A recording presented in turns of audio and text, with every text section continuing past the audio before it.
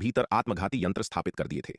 जब पुतला अवतारों ने आत्मविनाश का विकल्प चुना, तो वे तुरंत महापुतला ताबीज के भीतर मौजूद पूरी विशाल ऊर्जा को सोख लेते और फिर एक ही पल में इस भयानक ऊर्जा को बाहर निकाल देते। 1000 जन्मजात आध्यात्मिक पत्थरों में समाहित विशाल ऊर्जा के एक पल में फटने की शक्ति बेहद भयानक थी। यह विस्फोटक शक्ति किसी भी तरह से मध्य चरण दिव्य विकास लोक के एक वास्तविक विशेषज्ञ के आत्मविनाश से कमजोर नहीं थी। हालांकि पिछली लड़ाई में इन पुतला अवतारों में मौजूद ऊर्जा काफी कम हो गई थी, फिर भी उन्होंने अपनी शक्ति का एक बड़ा हिस्सा बनाए रखा था। आत्मविनाश की इस श्रृंखला ने पल भर में रक्तजीवी वंश के शक्तिशाली योद्धाओं को खून के लोथड़े में बदल दिया। कुछ कमजोर रक्तजीवी मौके पर ही मारे गए। बस एक सांस के समय में तलवार संप्रदाय और दिव्य पवन महल के आधे से अधिक योद्धाओं ने खुद को नष्ट कर लिया था। भयानक विस्फोटक शक्ति रक्त देवता मंदिर के भीतर गूंज उठी, जिसने रक्तजीवी योद्धाओं को तबाह कर दिया। यह देखकर रक्तजीवी नेता की खून जैसी लाल आंखें और भी लाल हो गईं। आह महाराज जोरावर, तुम किसी काम के नहीं हो, बिल्कुल कचरा हो। रक्तजीवी नेता ने दहाड़ते हुए रक्त देवता मंदिर को नियंत्रित किया ताकि विस्फोटों के झटकों को जबरन रोका जा सके। हालांकि इतने सारे पुतला अवतारों के आत्मविनाश और रक्त देवता मंदिर के भीतर फटने के कारण स्वयं रक्त देवता मंदिर भी थोड़े समय में इस भयानक विस्फोटक शक्ति को पूरी तरह से रोक नहीं पाया। बस कुछ ही सांसों में 30 से अधिक दिव्य विकास लोक के रक्तजीवी विशेषज्ञ इस आत्मविनाश में मारे गए, जबकि 100 से अधिक गंभीर रूप से घायल हो गए। बचे हुए रक्तजीवी विशेषज्ञ घबराकर हर दिशा में भागने लगे, इस डर से कि कहीं तलवार संप्रदाय के योद्धा उनके करीब न आ जाएं। इन पुतला अवतारों को नष्ट होते देख विराट का दिल खून के आंसू रो रहा था। हर नष्ट होने वाला पुतला उनकी संपत्ति के एक बड़े नुकसान का प्रतीक था। इन जन्मजात स्तर के पुतलों को बनाने के लिए उन्होंने जिन सामग्रियों का उपयोग किया था वे बेहद कीमती थीं। इसके अलावा अगर सामग्रियों को छोड़ भी दिया जाए तो हर पुतले में मौजूद 1000 जन्मजात आध्यात्मिक पत्थर अपने आप में एक बहुत बड़ी संपत्ति थी। 1000 जन्मजात आध्यात्मिक पत्थरों को अगर 9वीं श्रेणी के आध्यात्मिक पत्थरों में बदला जाए तो उनकी कीमत 100 अरब के बराबर होती है। कुछ ही सांसों में दर्जनों पुतले नष्ट हो गए थे, जिसका अर्थ था कि कम से कम दसियों हजार जन्मजात आध्यात्मिक पत्थर या खरबों 9वीं श्रेणी के आध्यात्मिक पत्थर भस्म हो गए। पुतले को बनाने में इस्तेमाल की गई दुर्लभ सामग्रियों को भी जोड़ लिया जाए तो कुछ ही सांसों में उनका नुकसान कम से कम 20 खरब 9वीं श्रेणी के आध्यात्मिक पत्थरों को पार कर गया था। इतना भारी खर्च विराट के लिए दिल चीर देने वाला था। जहां एक ओर विराट इस नुकसान पर तड़प रहे थे, वहीं रक्तजीवी नेता का दिल और भी ज्यादा टूट चुका था।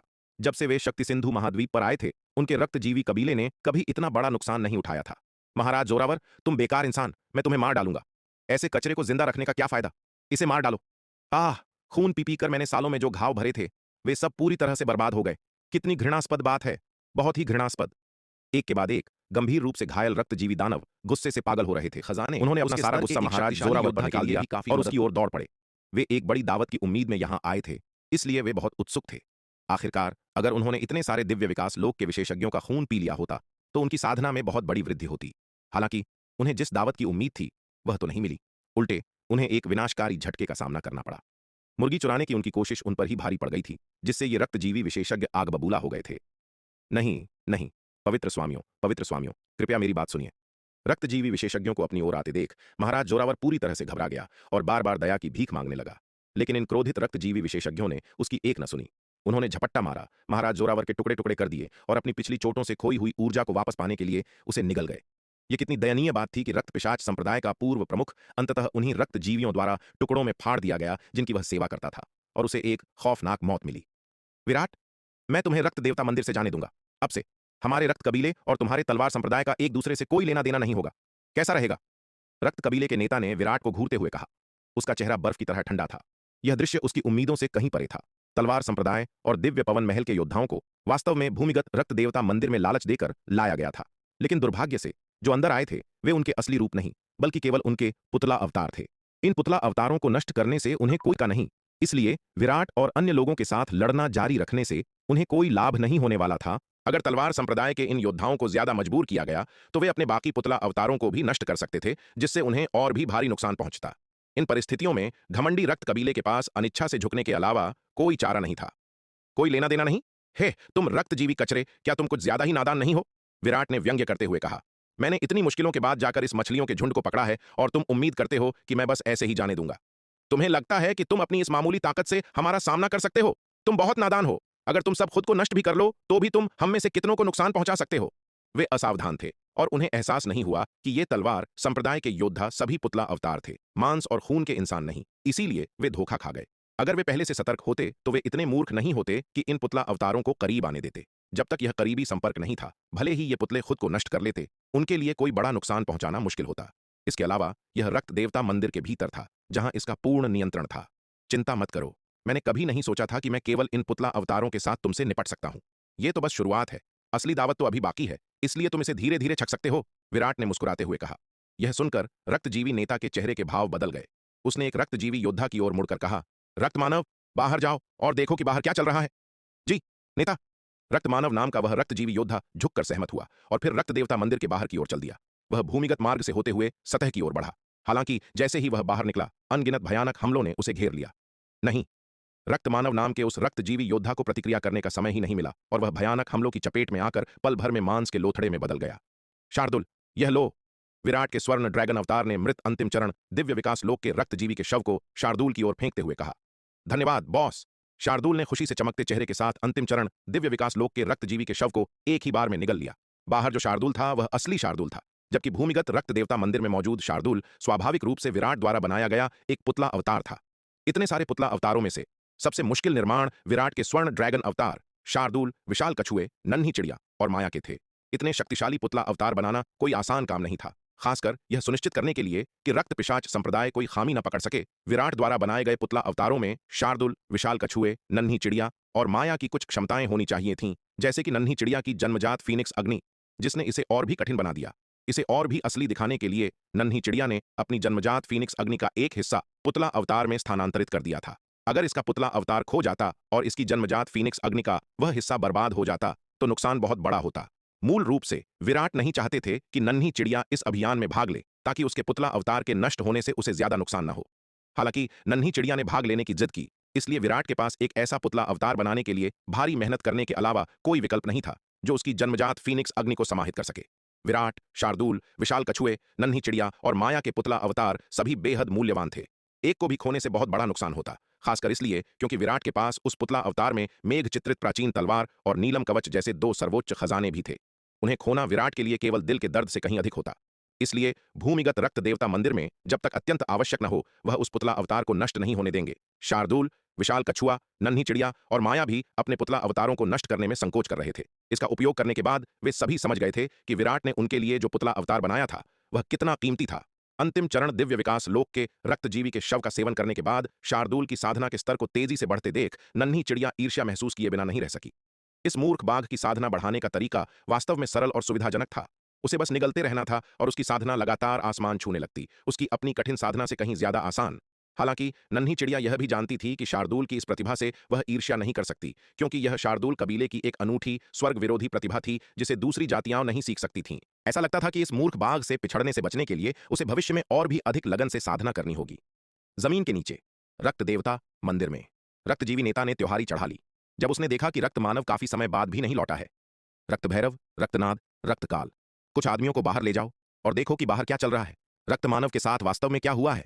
रक्तजीवी नेता ने 3 अंतिम चरण दिव्य विकास लोक के रक्तजीवियों से कहा। जी नेता, तीनों अंतिम चरण दिव्य विकास लोक के रक्तजीवियों ने 10 से अधिक मध्य चरण दिव्य विकास लोक के रक्तजीवियों को चुना और उन्हें भूमिगत मार्ग से सतह की ओर ले गए। हालांकि उनकी नियति भी रक्त मानव से अलग नहीं थी। जैसे ही वे बाहर निकले, अनगिनत भयानक हमले उन पर तूफान की तरह बरस पड़े और उन्हें तुरंत निगल गए। विराट ने मारे गए सभी रक्तजीवी शवों को शार्दुल को इनाम में नहीं दिया, बल्कि उन्हें रख लिया। अंतिम चरण दिव्य विकास लोक के रक्तजीवी शव को निगलने के बाद शार्दुल को इसे पूरी तरह से पचाने में काफी समय लगता। उसे एक साथ बहुत अधिक शव देने से अपच हो सकता था और वह फट भी सकता था, जो अवांछनीय था। इसके अलावा शार्दुल की साधना में हाल ही में बहुत तेजी से सुधार हुआ है। उसे अपनी नींव को अस्थिर होने और अपने भविष्य के विकास को प्रभावित करने से रोकने के लिए अपने स्तर को स्थिर करने के लिए कुछ समय चाहिए। जमीन के नीचे रक्त देवता मंदिर में रक्तजीवी नेता ने जब देखा कि रक्तजीवी विशेषज्ञों का समूह वापस नहीं लौटा है, तो उसे तुरंत कुछ गड़बड़ होने का एहसास हुआ। ऐसा लग रहा था कि तलवार संप्रदाय ने सचमुच बाहर कोई जाल बिछा रखा था। रक्तजीवी नेता ने विराट के पुतला अवतार की ओर देखा। उसकी खून जैसी लाल आंखों में क्रूरता चमक रही थी। पहले उसने विराट के साथ समझौता करने पर विचार किया था, लेकिन अब ऐसा लग रहा था कि तलवार संप्रदाय के साथ मौत की लड़ाई तय है। चूंकि ऐसा ही था, इसलिए वह तलवार संप्रदाय से विराट के पुतला अवतारों को रक्त देवता मंदिर में रहने की अनुमति नहीं दे सकता था। अन्यथा विराट उनकी स्थिति के बारे में सब कुछ जान जाएगा, जिससे वे बेहद कमजोर स्थिति में आ जाएंगे। यह सोचकर रक्तजीवी नेता ने अपना हाथ हिलाया और आदेश दिया, आक्रमण, इन्हें मार डालो। इसके साथ ही उसने सबसे पहले रक्त देवता मंदिर को नियंत्रित किया और विराट तथा अन्य लोगों पर हमला किया। खून जैसे लाल रंग के प्रकाश के विशाल खंभे विराट, शार्दुल, नन्ही चिड़िया और अन्य लोगों पर गिरे। बिखर जाओ, जितनों को मार सको मारो, विराट ने यह देखकर चिल्लाकर कहा। इस स्थिति का सामना करते हुए वह स्वाभाविक रूप से हाथ पर हाथ धरे नहीं बैठ सकता था। भले ही ये पुतला अवतार अंततः नुकसान से न बच सके, लेकिन उन्हें अपने साथ अधिक से अधिक रक्तजीवी विशेषज्ञों को घसीटना था। विराट के शब्द सुनकर महारानी रेणुका, एल्डर योगिता, महारानी श्वेता और अन्य लोग भी हर दिशा में भागने लगे। एक बार जब वे दिव्य विकास लोक के रक्तजीवियों के करीब आ गए तो उन्होंने बिल्कुल संकोच नहीं किया और तुरंत आत्मविनाश को सक्रिय कर दिया, जिससे उनके पुतला अवतार रक्तजीवी विशेषज्ञों के साथ नष्ट हो गए। आखिरकार यह केवल एक पुतला अवतार था, उसकी मौत कोई बड़ी बात नहीं थी। अधिक से अधिक वे केवल कुछ कीमती सामग्री और अपनी दिव्य आत्मा का एक छोटा सा हिस्सा खोते। हालांकि अपनी दिव्य आत्मा का एक हिस्सा खोने से उनकी आत्मा को नुकसान पहुंचेगा, लेकिन इसे आराम करके ठीक किया जा सकता था। इसलिए समूह के ये पुतला अवतार वास्तव में निडर थे। नन्ही मूर्ख चिड़िया, मेरे पास ही रहना और भागना मत, विराट ने नन्ही चिड़िया के पुतला अवतार से कहा। इतने सारे पुतला अवतारों में नन्ही चिड़िया का और उसका अपना पुतला अवतार सबसे महत्वपूर्ण थे। यदि संभव हो तो उन्हें खोने से बचना सबसे अच्छा था। ऐसा इसलिए था क्योंकि नन्ही चिड़िया के पुतला अवतार में उसकी जन्मजात फीनिक्स अग्नि का एक हिस्सा था, जबकि उसके पुतला अवतार में दो सर्वोच्च खजाने थे, मेघ चित्रित प्राचीन तलवार और नीलम कवच। अगर ये दोनों पुतला अवतार नष्ट हो गए तो उसके और नन्ही चिड़िया के लिए नुकसान वास्तव में विनाशकारी होगा। यह सुनकर नन्ही चिड़िया ने लापरवाही करने की हिम्मत नहीं की और रक्तजीवी विशेषज्ञों और लाल प्रकाश के खंभों के हमलों से बचते हुए तेजी से विराट के पुतला अवतार के पीछे चलने लगी। Boom boom boom! रक्त देवता मंदिर के भीतर तलवार संप्रदाय और दिव्य पवन महल के योद्धाओं के पुतला अवतार एक के बाद एक आत्मविनाश करने लगे। इनमें से कुछ पुतला अवतार रक्तजीवी योद्धाओं के साथ मारे गए, जबकि अन्य ने उन्हें गंभीर रूप से घायल कर दिया। यह देखकर रक्तजीवी योद्धा भयभीत हो गए। अंत तक उन्होंने तलवार संप्रदाय के योद्धाओं के साथ नजदीकी युद्ध में उलझने की हिम्मत भी नहीं की और इसके बजाय दूरी बनाए रखी। अंत में स्थिति यह हो गई कि तलवार संप्रदाय के योद्धाओं के पुतला अवतार रक्त देवता मंदिर के भीतर रक्तजीवी योद्धाओं का पीछा करके उन्हें मारने लगे। यह देखकर रक्तजीवी नेता का चेहरा बेहद भद्दा हो गया। उसने रक्त देवता मंदिर को नियंत्रित करते हुए पुतला अवतारों की ओर खून के लाल प्रकाश की किरणें छोड़ी। यह रक्त देवता मंदिर वास्तव में एक अर्ध महाविपत्ति लोक दिव्य अस्त्र के रूप में अपनी प्रतिष्ठा पर खरा उतरा। उन लाल प्रकाश के खंभों की शक्ति बहुत अधिक थी। एक बार इन खंभों की चपेट में आने के बाद तलवार संप्रदाय के योद्धाओं के पुतला अवतार सभी गंभीर रूप से घायल और क्षतिग्रस्त हो गए। निचली श्रेणी के रक्षात्मक जादुई खजाने वाले कुछ पुतला अवतारों के रक्षात्मक जादुई खजाने भी टूट गए। हालांकि विराट के पुतला अवतार के पास नीलम कवच था, जो एक अर्ध महाविपत्ति लोक दिव्य अस्त्र स्तर का आध्यात्मिक पत्थर जादुई खजाना था। प्रत्येक प्रहार ने भारी मात्रा में ऊर्जा की खपत की, जिससे विराट को नीलम कवच द्वारा सोखने के लिए लगातार बड़ी मात्रा में आध्यात्मिक पत्थर खर्च करने पड़े। जैसे ही हर कोई इन लाल प्रकाश के खंभों से अभिभूत हो रहा था, एक बाहरी कर देने वाली दहाड़ गूंज उठी। पूरे रक्त देवता मंदिर पर एक अत्यंत भयानक प्रहार हुआ, जिससे वह हिंसक रूप से हिल गया। हम्मा! यह महसूस करते हुए रक्त कबीले के नेता के चेहरे के भाव पूरी तरह से बदल गए। ऊपर देखते हुए उसने रक्त देवता मंदिर के शीर्ष के माध्यम से देखा कि उसके ऊपर की मिट्टी एक अविश्वसनीय रूप से भयानक हमले से उड़ गई है। उसी क्षण उस खोदे गए छेद से रक्त देवता मंदिर पर प्रकाश की विशाल किरणें बरसने लगीं। Boom boom boom! प्रकाश की भयानक किरणों ने रक्त देवता मंदिर पर लगातार बमबारी की, जिससे उसकी सतह पर दरारें आ गईं। यह देखकर रक्तजीवी नेता ने तलवार संप्रदाय के सदस्यों पर हमला करने के लिए रक्त देवता मंदिर का उपयोग करने का कोई भी विचार छोड़ दिया और प्रकाश की किरणों का सामना करने के लिए मंदिर की रक्षात्मक ढाल में तेजी से हेरफेर किया। हालांकि इन भयानक किरणों की बमबारी के तहत रक्तजीवी नेता ने जल्दी ही घुटने टेक दिए। जल्दी रक्त देवता मंदिर को नियंत्रित करने और उन प्रकाश की किरणों का सामना करने में मेरी मदद करो, रक्तजीवी नेता ने अन्य रक्तजीवी विशेषज्ञों से चिल्लाकर कहा। अकेले रक्त देवता मंदिर को नियंत्रित करके इतने भयानक हमले का सामना करना उसके सच्चे सार को तेजी से कम कर रहा था। इस डर से वह लंबे समय तक टिक नहीं पाएगा। रक्तजीवी नेता के शब्द सुनकर रक्तजीवी योद्धाओं ने तुरंत अपना सच्चा सार रक्त देवता मंदिर में डाल दिया। एक के बाद एक विशाल प्रकाश किरण की बमबारी का विरोध करने के लिए इसकी शक्ति को सक्रिय किया। रक्त पिशाच संप्रदाय की घाटी के ऊपर एक विशाल बादल नाव पर विराट यांत्रिक सेना के कमांडर जनरल जयपाल के पास खड़े थे। नीचे के दृश्य को देखते हुए उन्होंने जनरल जयपाल से कहा, जनरल जयपाल, आध्यात्मिक पत्थरों को बचाने में संकोच मत करो, पूरी ताकत से इस पर बमबारी करो। जी युवा मास्टर, जनरल जयपाल ने तुरंत सहमति व्यक्त की। बात करने के बाद उन्होंने यांत्रिक सेना के सैनिकों को आदेश दिया, यांत्रिक सेना के सैनिकों, मेरी आज्ञा सुनो, सभी युद्ध अस्त्रों को सक्रिय करो और पूरी ताकत से हमला करो। जी जनरल, यांत्रिक सेना के सैनिकों ने एक स्वर में उत्तर दिया। जनरल जयपाल का आदेश पाकर यांत्रिक सेना के सैनिक बेहद उत्साहित थे। आज उनकी यांत्रिक सेना के लिए अपना कौशल दिखाने का दिन था। आसमान में विशाल युद्ध अस्त्र ले जाने वाली बादल नावों ने नीचे रक्त देवता मंदिर पर बमबारी की। Boom boom boom! आसमान में जोरदार आवाजों की एक श्रृंखला गूंज उठी। इन युद्ध मशीनों से प्रकाश की विशाल किरणें निकलीं, जो भूमिगत रक्त देवता मंदिर की ओर गईं। इन अस्त्रों की बमबारी के तहत मोटी जमीन भी राख में बदल गई। पूरी घाटी समतल हो गई और रक्त पिशाच संप्रदाय की इमारतें राख हो गईं। बेशक यांत्रिक बटालियन को कार्रवाई करने का आदेश देने से पहले विराट ने रक्त पिशाच संप्रदाय से श्याम स्वर्ण लौह से बना पिंजरा, साथ ही श्याम स्वर्ण लौह से बनी विशाल धातु की प्लेट भी एकत्र कर ली थी। वह श्याम स्वर्ण लौह एक अमूल्य खजाना था और उसे बर्बाद नहीं किया जा सकता था। रक्त पिशाच संप्रदाय द्वारा संग्रहित श्याम स्वर्ण लौह की मात्रा इतनी थी जितनी विराट ने अपने जीवन में कभी नहीं देखी थी। भूमिगत रक्त देवता मंदिर में इतने सारे जन्मजात जादुई खजानों सहित इतने सारे पुतला अवतारों के आत्मविनाश से तलवार संप्रदाय को भारी नुकसान हुआ था। उन्हें रक्त पिशाच संप्रदाय से अपने कुछ नुकसान की भरपाई करनी थी, अन्यथा यह अभियान एक बहुत बड़ा नुकसान होता। सौभाग्य से इस बार काटा गया बड़ी मात्रा में श्याम स्वर्ण लौह रक्त देवता मंदिर में हुए नुकसान की भरपाई करने के लिए पर्याप्त से अधिक था।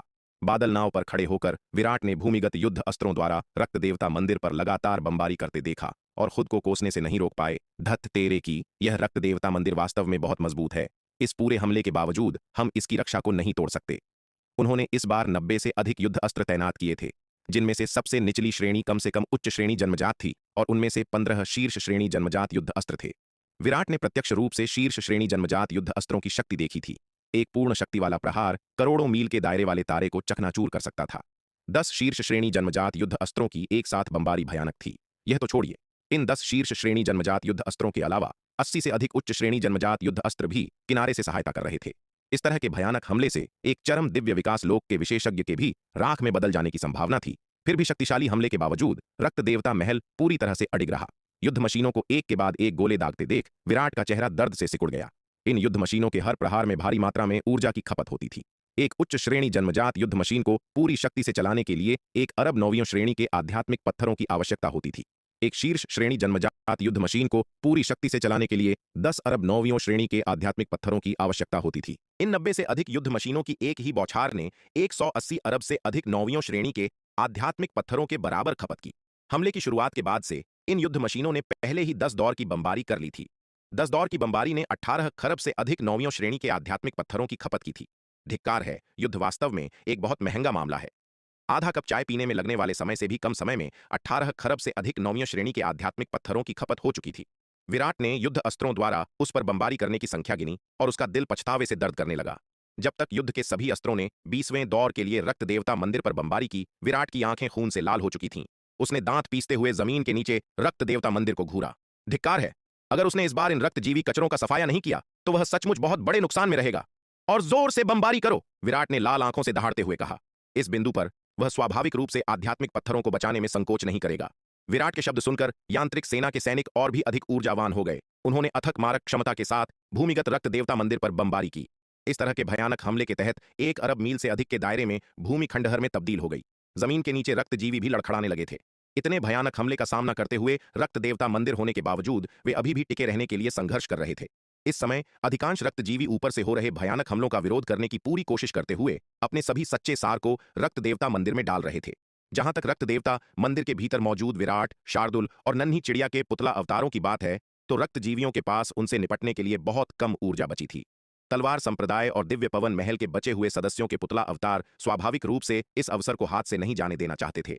रक्तजीवियों के ध्यान भटकने का फायदा उठाते हुए विराट के पुतला अवतार ने अन्य लोगों के बचे हुए पुतला अवतारों के साथ मिलकर रक्तजीवियों पर एक भयंकर हमला बोल दिया, जिससे दोनों ओर से घेराबंदी हो गई। रक्तजीवी पहले से ही बाहरी युद्ध अस्त्रों के हमलों से अपना बचाव करने के लिए संघर्ष कर रहे थे। अब विराट और उसके समूह के पुतला अवतारों के भीतर से हो रहे हमलों का सामना करते हुए उनकी स्थिति और खराब हो गई। निराशा में रक्तजीवी नेता केवल विराट के पुतला अवतारों से निपटने के लिए अपने शक्तिशाली सदस्यों के एक हिस्से को ही भेज सका।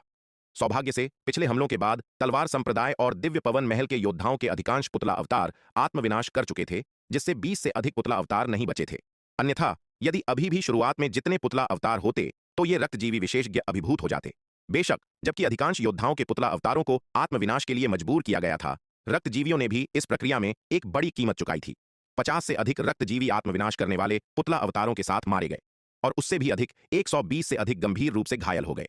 हालांकि मारे गए अधिकांश रक्तजीवी दिव्य विकास लोक के प्रारंभिक चरण में थे और गंभीर रूप से घायल लोग ज्यादातर प्रारंभिक और मध्य चरणों में थे। जहां तक अंतिम चरण दिव्य विकास लोक के रक्तजीवियों की बात है, जिन्हें रक्तजीवी नेता ने स्थिति की टोह लेने के लिए बाहर भेजा था और जो विराट और शार्दुल द्वारा मारे गए थे, उन्हें छोड़कर रक्त देवता मंदिर के भीतर अब तक किसी भी अंतिम चरण दिव्य विकास लोक के रक्तजीवी विशेषज्ञ की जान नहीं गई है। इसलिए कुल मिलाकर रक्तजीवियों की उच्च स्तरीय युद्ध शक्ति को कोई घातक नुकसान नहीं हुआ। जो घायल हुए वे दिव्य विकास लोक के प्रारंभिक और मध्य चरणों के रक्तजीवी थे। बूम बूम बूम, एक के बाद एक प्रकाश की विशाल किरणें आसमान से गिर रही थीं और लगातार रक्त देवता मंदिर पर बमबारी कर रही थीं। रक्त देवता मंदिर के भीतर बचे हुए योद्धाओं के पुतला अवतारों का नेतृत्व करते हुए विराट का पुतला अवतार भी अपना सबसे भयंकर हमला कर रहा था। यह नजारा देखकर रक्तजीवी नेता ने गुस्से से दांत पीस लिए। यह लहर उनके लिए एक बहुत बड़ा नुकसान थी। भले ही वे आज भाग निकलने में सफल हो जाएं, उनका रक्तजीवी कबीला गंभीर रूप से कमजोर हो जाएगा और उन्हें भारी नुकसान उठाना पड़ेगा। और उनके रक्तजीवी कबीले के इतनी हताश स्थिति में होने का कारण सिर्फ वह निकम्मा महाराज जोरावर था। हालांकि महाराज जोरावर के टुकड़े टुकड़े हो चुके थे, फिर भी वे उससे नफरत करते थे और चाहते थे कि वे उसे फिर से जिंदा करके दोबारा मार सकें। चलो चलें, रक्तजीवी नेता ने और अधिक टिक न पाने पर चिल्लाकर कहा। इसके साथ ही उसने रक्त देवता मंदिर को नियंत्रित किया और आसमान की ओर दौड़ पड़ा। अगर उन पर यहां हमला होता रहा तो अंततः इन युद्ध अस्त्रों द्वारा उनके परखच्चे उड़ जाएंगे। रक्त देवता मंदिर को जमीन से बाहर निकलते देख जनरल जयपाल ने तुरंत यांत्रिक सेना के सैनिकों को अपने हथियारों से फायरिंग जारी रखने का आदेश दिया, जिससे रक्त देवता मंदिर पर लगातार बमबारी होती रही। रक्तजीवी नेता रक्त देवता मंदिर को नियंत्रित करते हुए भारी दबाव में ऊपर की ओर उड़ा। हालांकि जैसे ही रक्त देवता मंदिर जमीन से बाहर निकला, रक्तजीवी नेता फिर से चौंक गया। रक्त देवता मंदिर के माध्यम से वह 80 विशाल अंधकार दानवों को बाहर खड़े देख सकता था। जैसे ही रक्त देवता मंदिर जमीन से बाहर निकला, इन 80 अंधकार दानवों ने एक साथ हमला किया, अपने राक्षसी हथियारों का इस्तेमाल किया और अपनी पूरी ताकत से रक्त देवता मंदिर पर बमबारी की। धिक्कार है, क्या तुम अंधकार दानवों का दिमाग खराब हो गया है? तुमने वास्तव में हम रक्तजीवियों के खिलाफ लड़ने के लिए इंसानों से हाथ मिला लिया। यह देखकर कुछ रक्तजीवी योद्धा गुस्से में कोसने से खुद को रोक नहीं पाए। चिल्लाना बंद करो, यह शर्मनाक है, रक्तजीवी नेता ने गुस्से में चिल्लाकर कहा। वे असली अंधकार दानव नहीं हैं। रक्तजीवी विशेषज्ञ रुका, फिर दोबारा बाहर देखा। उसका चेहरा संदेह से भरा था। यह सही नहीं है नेता, वे स्पष्ट रूप से अंधकार दानव हैं। आप कैसे कह सकते हैं कि वे असली अंधकार दानव नहीं हैं? मूर्ख, क्या तुमने नहीं देखा कि वे अंधकार दानव जादुई शक्ति का उपयोग नहीं कर रहे थे? रक्तजीवी नेता ने गुस्से से कहा। इसके अलावा ये अंधकार दानव जीवित प्राणी भी नहीं है, वे हेरफेर किए गए पुतलों की तरह हैं। मेरी राय में तलवार संप्रदाय को कुछ अंधकार दानवों की लाशें मिल गईं और उन्होंने उन्हें पुतलों में बदल दिया। यह सुनकर रक्तजीवी विशेषज्ञों को आखिरकार समझ में आ गया। उससे बात साफ हो गई थी। अंधकार दानव संभवतः उनके खिलाफ इंसानों से हाथ कैसे मिला सकते थे? अंधकार दानव और इंसान हमेशा से जानी दुश्मन रहे हैं। केवल शक्ति सिंधु महाद्वीप पर ही नहीं, बल्कि असंख्य लोकों में अंधकार दानव और इंसान कट्टर दुश्मन थे। वे कभी भी हाथ नहीं मिला सकते थे। अंधकार दानवों की तरह ही रक्तजीवी भी मानवता के कट्टर दुश्मन हैं। हालांकि अंधकार दानवों के साथ उनके संबंध बहुत दोस्ताना नहीं है और कभी कभी युद्ध भी छिड़ जाते हैं, यह मानवता के प्रति उनकी नफरत जितना तीव्र नहीं है। ऐसा इसलिए है क्योंकि रक्तजीवियों और अंधकार दानवों दोनों ने हमेशा इंसानों को भोजन के रूप में माना है और उन्हें अपने उपभोग के लिए पशुओं की तरह पाला है। यह मानवता के लिए एक अपूरणीय रक्तपात है। इसलिए अंधकार दानवों या रक्तजीवियों को देखने पर उनकी प्रतिक्रिया हमेशा एक ही होती है, मार डालो। असंख्य लोगों में मानवता ने अंधकार दानवों और रक्तजीवियों के खिलाफ अनगिनत युद्ध छेड़े हैं। प्रत्येक युद्ध ने प्रलयंकारी विनाश किया है, जिसमें अनगिनत शक्तिशाली प्राणी नष्ट हो गए हैं। जहां इन युद्धों में मानवता को बहुत नुकसान हुआ है, वहीं अंधकार दानवों और रक्तजीवियों की हालत भी कुछ बेहतर नहीं रही है। रक्तजीवी कबीले की योजना। हालांकि मानव जाति असंख्य लोगों में दुश्मनों से घिरी हुई है, लेकिन यह सबसे शक्तिशाली जातियों में से एक बनी हुई है जिसके पास अपार शक्ति है। विशेष रूप से मानव जाति के भीतर कई भयानक रूप से शक्तिशाली हस्तियां सर्वोच्च स्थान पर हैं, जिनकी हत्या की शक्ति इतनी भयानक है कि यह पूरे असंख्य लोगों को डरा देती है। इसके अलावा मानव जाति की अटूट और अदम्य इच्छा शक्ति उनकी स्थायी ताकत का आधार है। कई युद्ध क्षेत्रों में यदि केवल एक मानव बचा है तो वे अंत तक लड़ेंगे।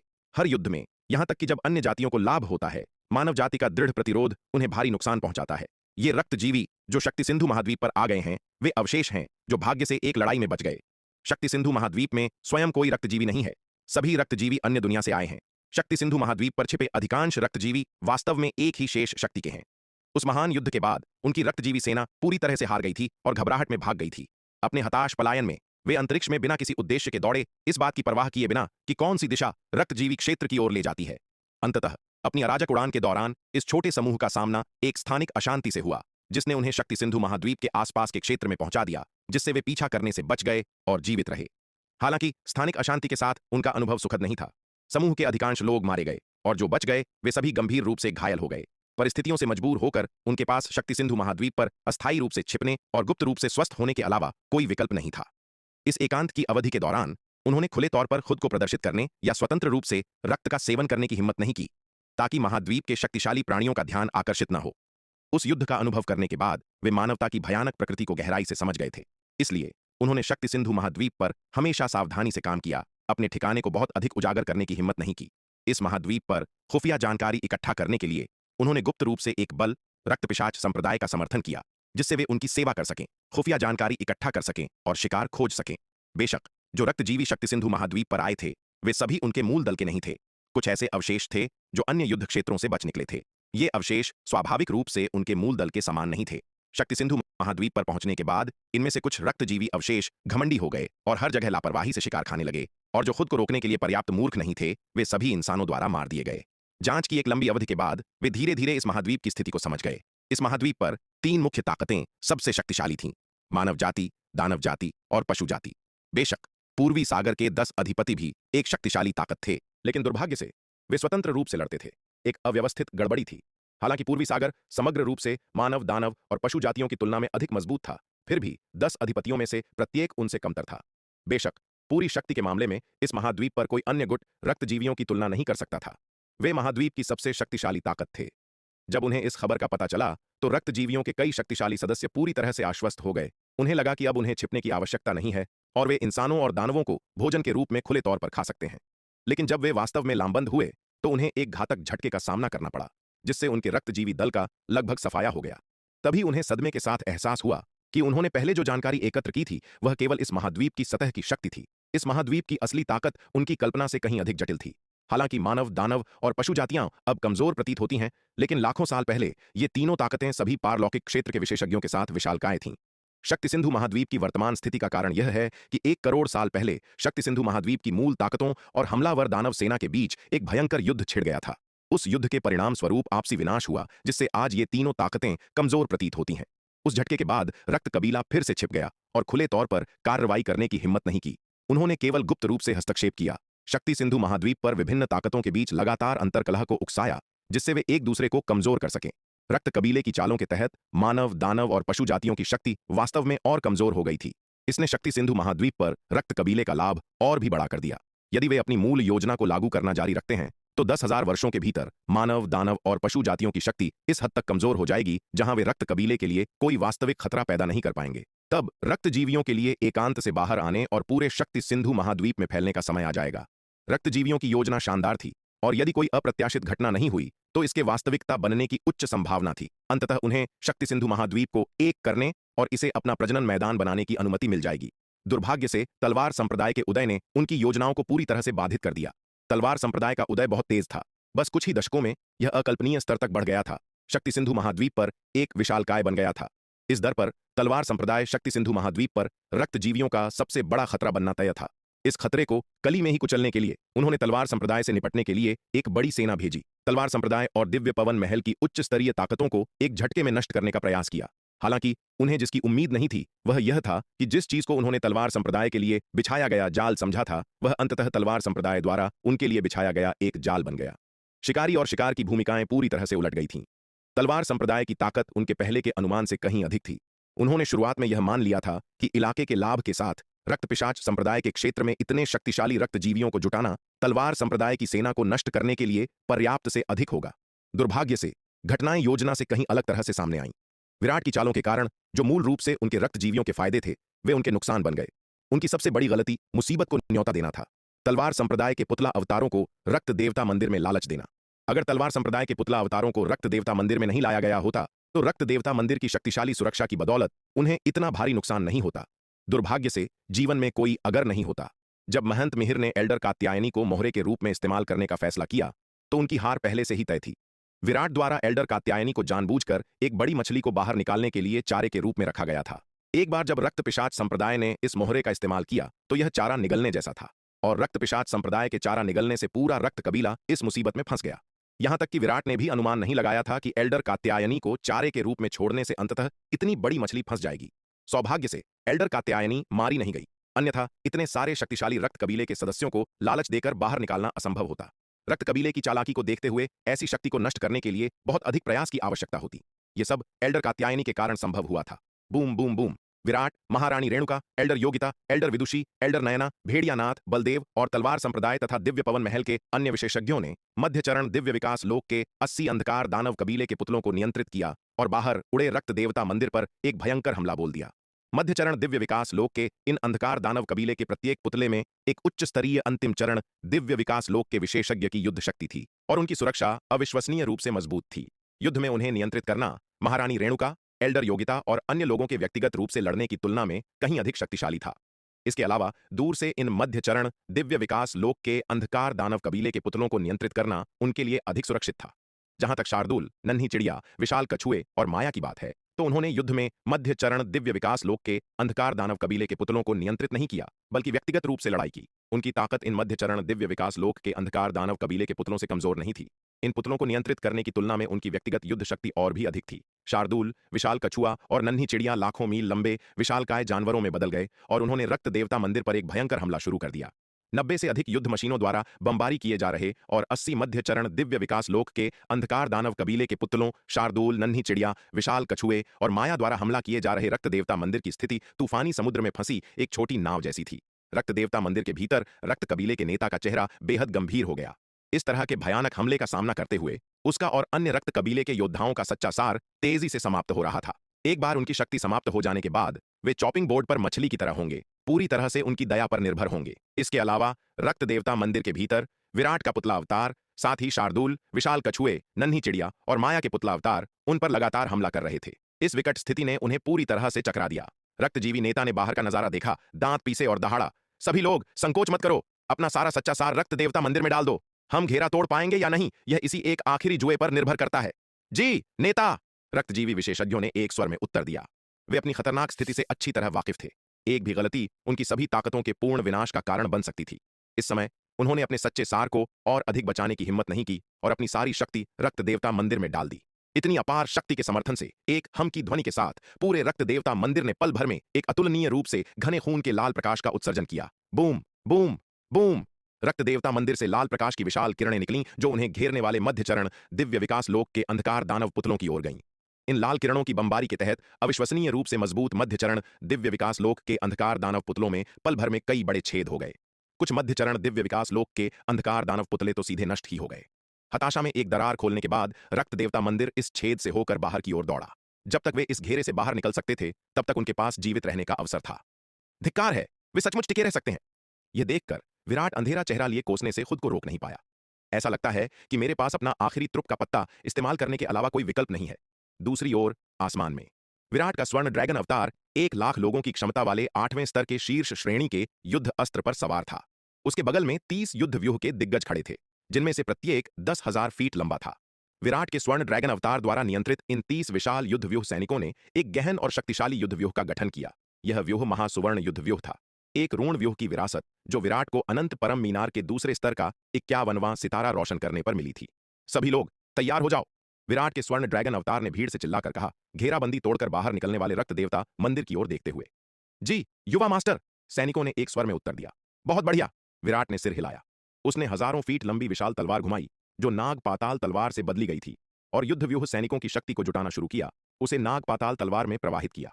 उसी समय उसके पीछे 30 विशालकाय युद्ध व्यूह सैनिक भी महासुवर्ण युद्ध व्यूह के माध्यम से अपनी सारी शक्ति एकत्र कर रहे थे और उसे विराट के स्वर्ण ड्रैगन अवतार द्वारा नियंत्रित युद्ध व्यूह सैनिक में पागलों की तरह डाल रहे थे। इस क्षण प्रत्येक सैनिक ने पागलों की तरह अपने सच्चे सार को मुक्त किया। यह सारा युद्ध व्यूह के कवच से होकर इसके नियंत्रण केंद्र तक पहुंचा। इसके बाद कमांडर ने इस शक्ति को विराट के स्वर्ण ड्रैगन अवतार के युद्ध व्यूह में प्रवाहित कर दिया। बदले में विराट के स्वर्ण ड्रैगन अवतार ने इस शक्ति को नियंत्रित किया और इसे अपने हाथ में मौजूद नाग पाताल तलवार में लगातार डालना शुरू किया। 8वें स्तर के शीर्ष श्रेणी के युद्ध व्यूह कवच के 30 सेट, प्रत्येक 1 लाख आदमियों की ताकत के साथ यह 30 लाख अर्धचरण आरोहण लोक के सैनिकों की संयुक्त शक्ति का प्रतिनिधित्व करता था।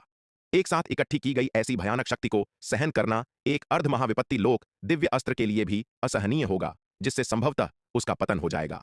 लेकिन नाग पाताल तलवार, एक प्राचीन दिव्य तलवार, इस शक्ति का आसानी से सामना कर सकती थी। नाग पाताल तलवार जो 30 लाख अर्धचरण आरोहण लोक के सैनिकों की शक्ति से परिपूर्ण थी, उसने एक अतुलनीय रूप से भयानक आभा उत्सर्जित की। विराट के स्वर्ण ड्रैगन अवतार ने युद्ध व्यूह के सैनिकों को नियंत्रित करते हुए नाग पाताल तलवार को उठाया, जो चकाचौंध करने वाली रोशनी से चमक उठी और उसे रक्त देवता मंदिर की ओर घुमाया, जो अभी अभी घेराबंदी तोड़कर बाहर निकला था। शू, एक भयानक तलवार के प्रकाश ने आसमान में चमकते हुए रक्त देवता मंदिर की ओर प्रहार किया, जो अभी अभी घेराबंदी तोड़कर बाहर निकला था। रक्तजीवी नेता जो रक्त देवता मंदिर के भागने को नियंत्रित कर रहा था, उसने अचानक खतरे का एक भारी एहसास महसूस किया। अपना सिर घुमाते हुए उसने देखा कि एक भयानक तलवार का प्रकाश रक्त देवता मंदिर की ओर तेजी से आ रहा है। नहीं, यह देखकर रक्तजीवी नेता भयभीत हो गया। उसकी खून जैसी लाल आंखें तुरंत चौड़ी हो गईं और उसने अत्यधिक आक्रोश की दहाड़ लगाई।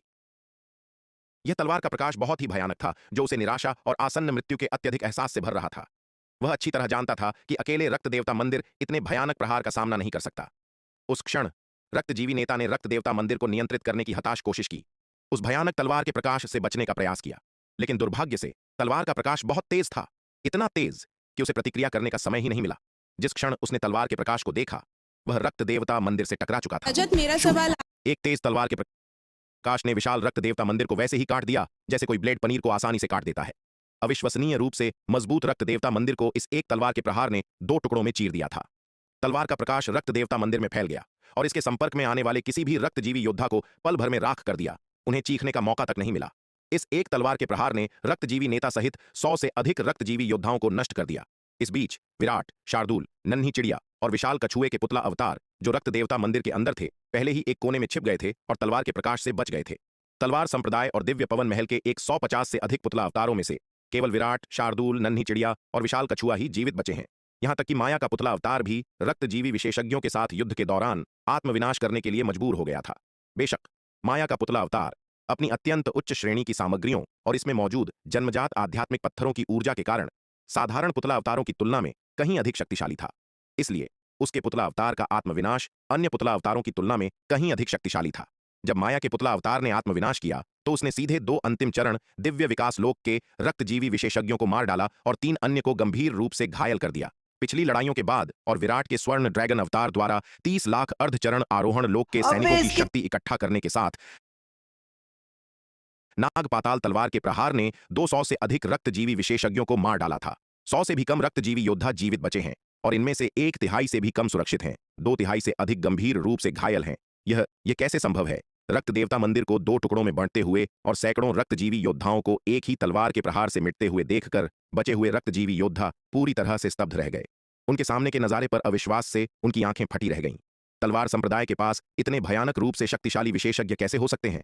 रक्त देवता मंदिर को 2 टुकड़ों में चीरना और एक साथ सैकड़ों रक्तजीवी योद्धाओं का सफाया करना, यहां तक कि एक सामान्य अर्धपारलौकिक क्षेत्र का विशेषज्ञ भी ऐसा नहीं कर सकता था।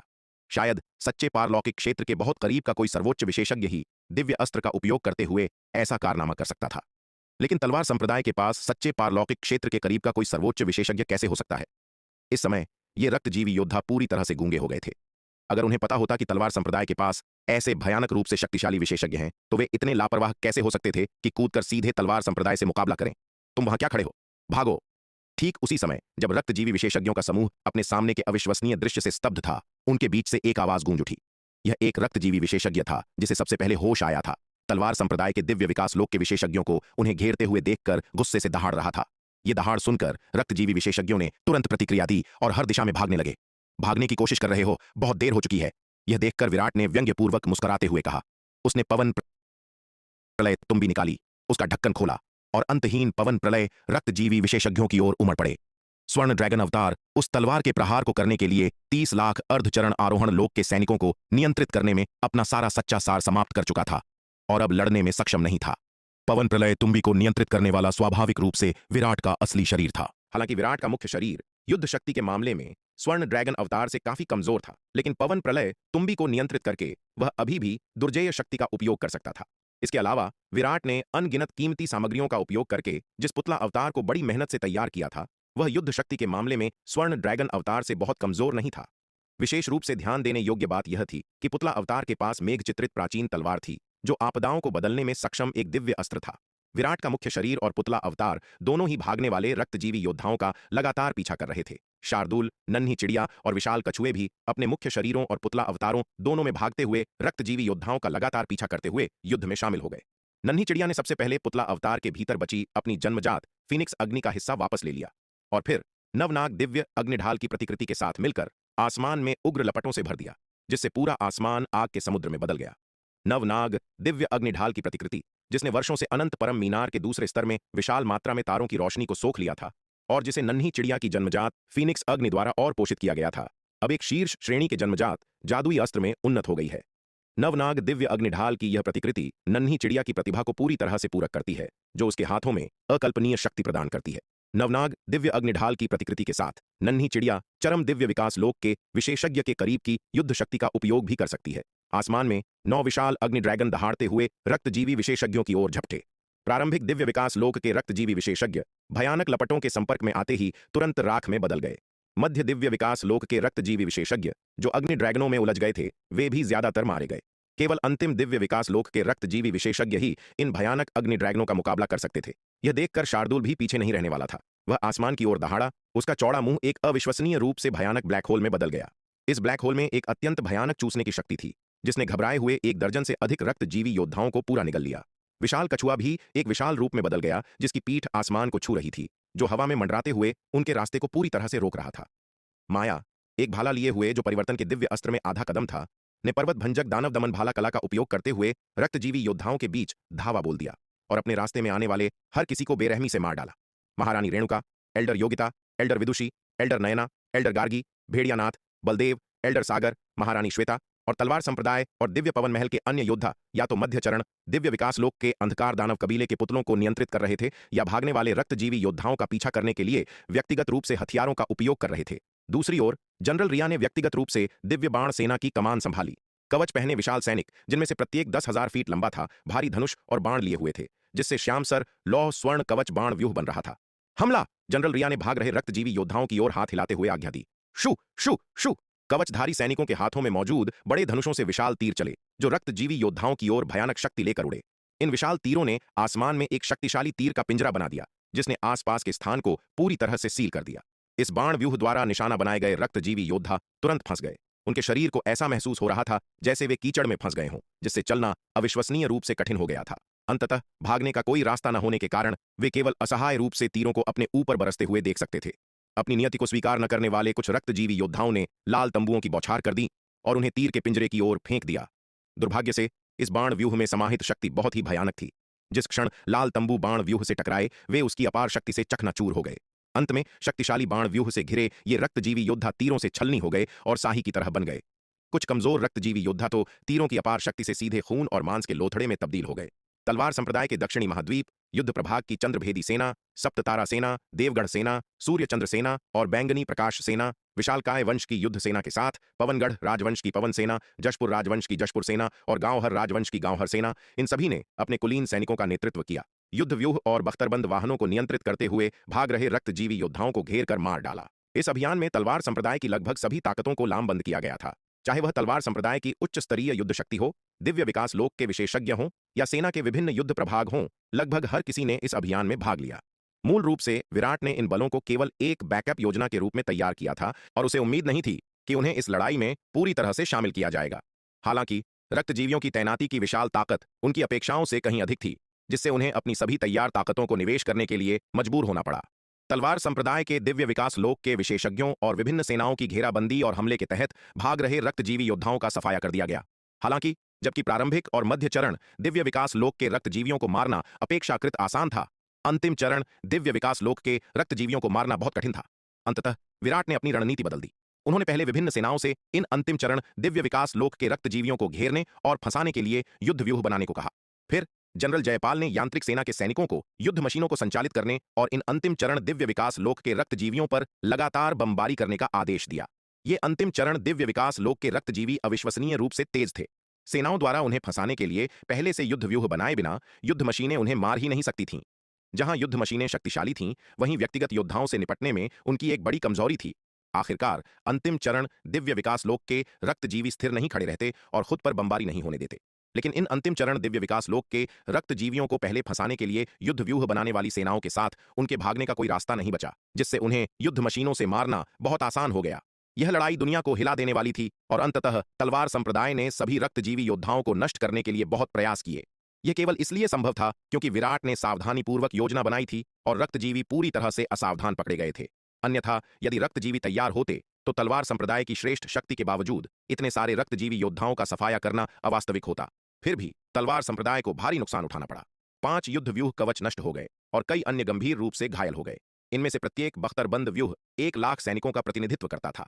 5 बख्तरबंद व्यूहों के विनाश का मतलब 5 लाख सैनिकों की मौत थी। रक्तजीवियों के हताश हमलों में महारानी Renuka, elder Yogita, elder Vidushi, elder Naina, Baldev, भेड़ियानाथ, महारानी श्वेता और एल्डर सागर जैसे दिव्य विकास लोक के शक्तिशाली विशेषज्ञ भी गंभीर रूप से घायल हो गए। यहां तक कि दिव्य पवन महल, कनिष्क संघ, भेड़िया वंश, तेंदुआ वंश और लोमड़ी वंश सभी के दिव्य विकास लोक के विशेषज्ञ मारे गए।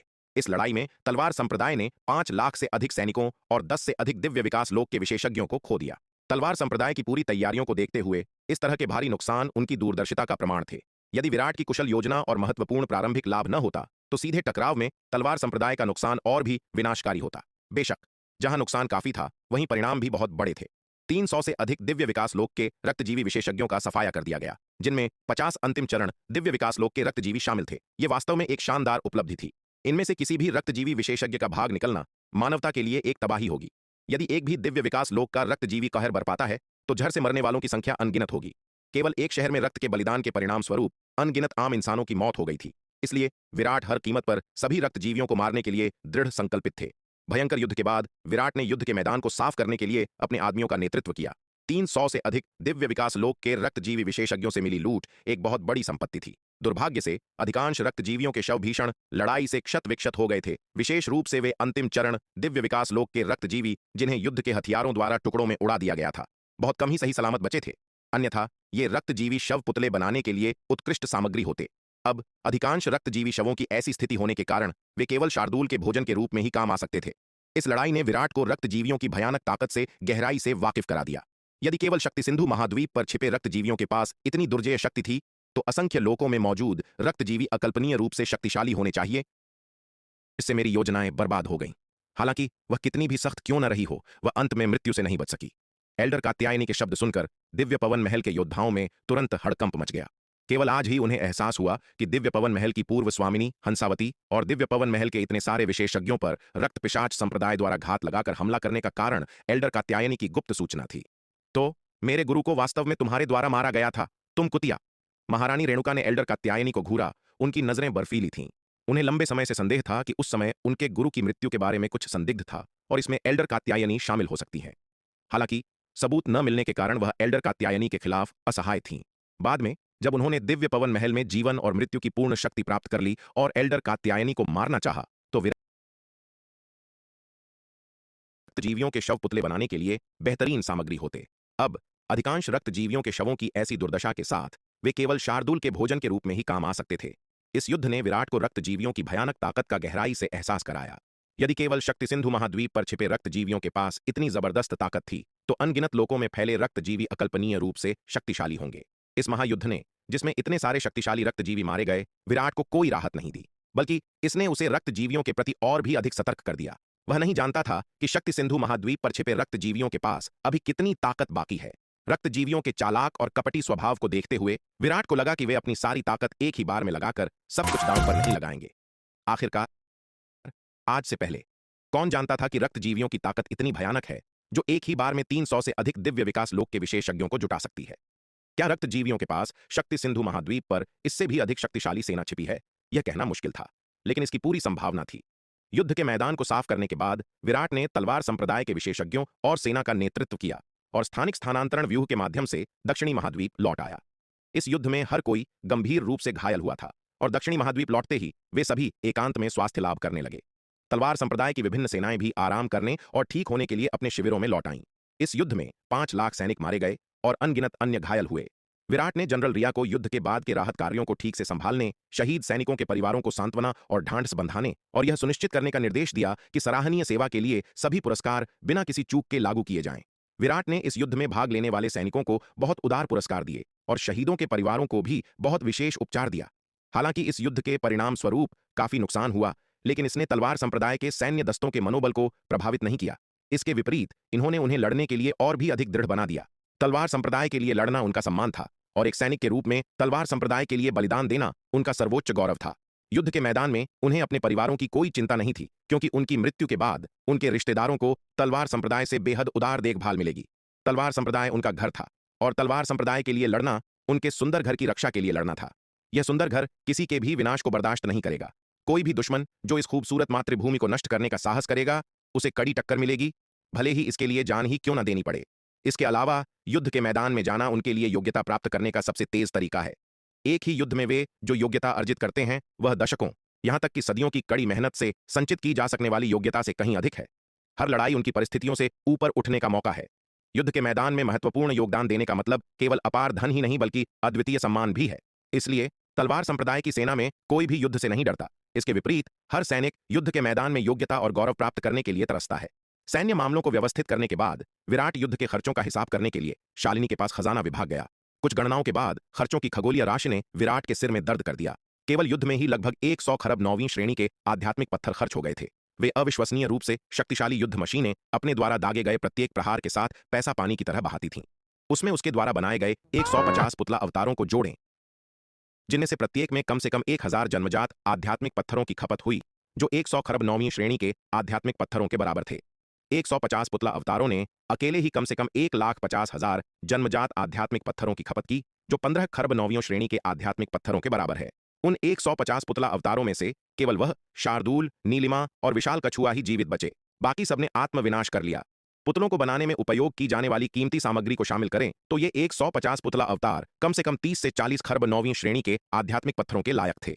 रक्तवंश द्वारा मध्य चरण के 10 दिव्य विकास लोक अंधकार दानव पुतले भी नष्ट कर दिए गए, जिन्हें रक्त देवता मंदिर द्वारा नियंत्रित किया गया था। प्रत्येक मध्य चरण का दिव्य विकास लोक अंधकार दानव पुतला कम से कम 1 खरब 9वीं श्रेणी के आध्यात्मिक पत्थरों के लायक था। मध्य चरण के दिव्य विकास लोक में 10 अंधकार दानव वंश के पुतले 10 खरब 9वीं श्रेणी के आध्यात्मिक पत्थरों के बराबर थे। जन्मजात दिव्य अस्त्रों और युद्ध व्यूहों के नुकसान को जोड़ें तो इस युद्ध की कुल लागत आश्चर्यजनक रूप से 300 खरब 9वीं श्रेणी के आध्यात्मिक पत्थरों तक पहुंच गई। इस युद्ध के बाद तलवार संप्रदाय के पर्याप्त संसाधन भी काफी हद तक समाप्त हो गए थे। विराट का स्वर्ण ड्रैगन अवतार, जिसने पूर्वी सागर में प्राचीन ड्रैगन महल के खंडहरों से इतने सारे जन्मजात आध्यात्मिक पत्थर प्राप्त किए थे, इस युद्ध में लगभग पूरी तरह से समाप्त हो गया था। इतना भारी खर्च यदि यह दांव संघ के भीतर होता तो संभवतः पूरे दांव संघ के मौजूदा संसाधनों को समाप्त करने की आवश्यकता होती, और फिर भी इसे बनाए रखने में सक्षम नहीं होता। नुकसान का हिसाब लगाने के बाद विराट ने अपना माथा मला और आह भरे बिना न रह सका। ऐसा लग रहा था कि जैसे ही उसका स्वर्ण ड्रैगन अवतार ठीक हो जाएगा, उसे अधिक खजाने और संसाधन प्राप्त करने के लिए पूर्वी सागर में प्राचीन ड्रैगन महल के खंडहरों में वापस जाना होगा। अनंत परम मीनार का दूसरा तल। विराट, जल्दी से मुझे अपनी ताकत वापस पाने के लिए कुछ दो। इस बार मेरा नुकसान बहुत अधिक है, नाग ने विराट पर चिल्लाते हुए कहा। उस लड़ाई में विराट के स्वर्ण ड्रैगन अवतार ने 1,08वीं श्रेणी के शीर्ष स्तरीय युद्ध व्यूह सैनिकों को नियंत्रित किया था, और उस पृथ्वी को हिला देने वाले तलवार के प्रहार को छोड़ने के लिए 30 लाख अर्ध आरोहण लोक के योद्धाओं की शक्ति एकत्र की थी। हालांकि उस तलवार के प्रहार की अधिकांश शक्ति उन 30 लाख अर्ध आरोहण लोक के योद्धाओं और विराट के स्वर्ण ड्रैगन अवतार से आई थी, लेकिन इसने नाग पाताल तलवार की काफी शक्ति का भी उपभोग किया था। इसका मतलब था कि नाग ने दशकों से जो शक्ति इतनी मेहनत से जमा की थी, वह लगभग पूरी तरह से समाप्त हो गई थी। मूल रूप से नाग पाताल तलवार इस संचय की अवधि के बाद महाविपत्ति लोक दिव्य अस्त्र के स्तर तक ठीक हो गई थी, लेकिन उस तलवार के प्रहार के बाद नाग पाताल तलवार वापस अर्ध महाविपत्ति लोक दिव्य अस्त्र के स्तर पर आ गई। नाग ने यह शिकायत नहीं की कि विराट ने उसे बहुत अधिक नुकसान पहुंचाया है, क्योंकि उसे भी दानव वंश और रक्त वंश के प्रति कोई सहानुभूति नहीं थी। जब उसने अपने पूर्व गुरु के साथ अनगिनत लोगों की यात्रा की थी, तो उसने रक्त जीवियों द्वारा मानवता पर किए गए बहुत अधिक अत्याचारों को देखा था। विराट के हस्तक्षेप की आवश्यकता के बिना भी वह स्वेच्छा से रक्त जीवियों के खिलाफ लड़ने के लिए तैयार हो जाता, क्योंकि इस पैशाचिक जाति का वध करना उसकी भी इच्छा थी। उसने अपने पूर्व गुरु की बहुत लंबे समय तक सेवा की थी, और उस पर उसके गुरु का प्रभाव गहरा था। इसलिए नाग स्वाभाविक रूप से मानवता के दृष्टिकोण से चीजों पर विचार करता था। उसके पूर्व गुरु की इच्छाएं उसकी भी इच्छाएं थीं। बेशक जबकि नाग लड़ेगा, वह किसी भी नुकसान के संबंध में विराट के साथ कोई रियायत नहीं करेगा। आखिरकार विराट उसका स्वामी था, और विराट के लिए उसे ठीक होने के लिए संसाधन और खजाना प्रदान करना स्वाभाविक था। तुम मूर्ख, इतनी जल्दी क्या है? विराट ने उसे घूर कर देखा और चिढ़कर कहा। उसने अभी अभी खजाना विभाग में युद्ध के नुकसान का हिसाब पूरा किया था, और भारी लागत को लेकर अभी भी परेशान था। उसे ठीक से बैठने का मौका भी नहीं मिला था कि इस मूर्ख ने आण वसूलने वाले की तरह उससे संसाधनों की मांग करना शुरू कर दिया। विराट नाराज कैसे ना होता?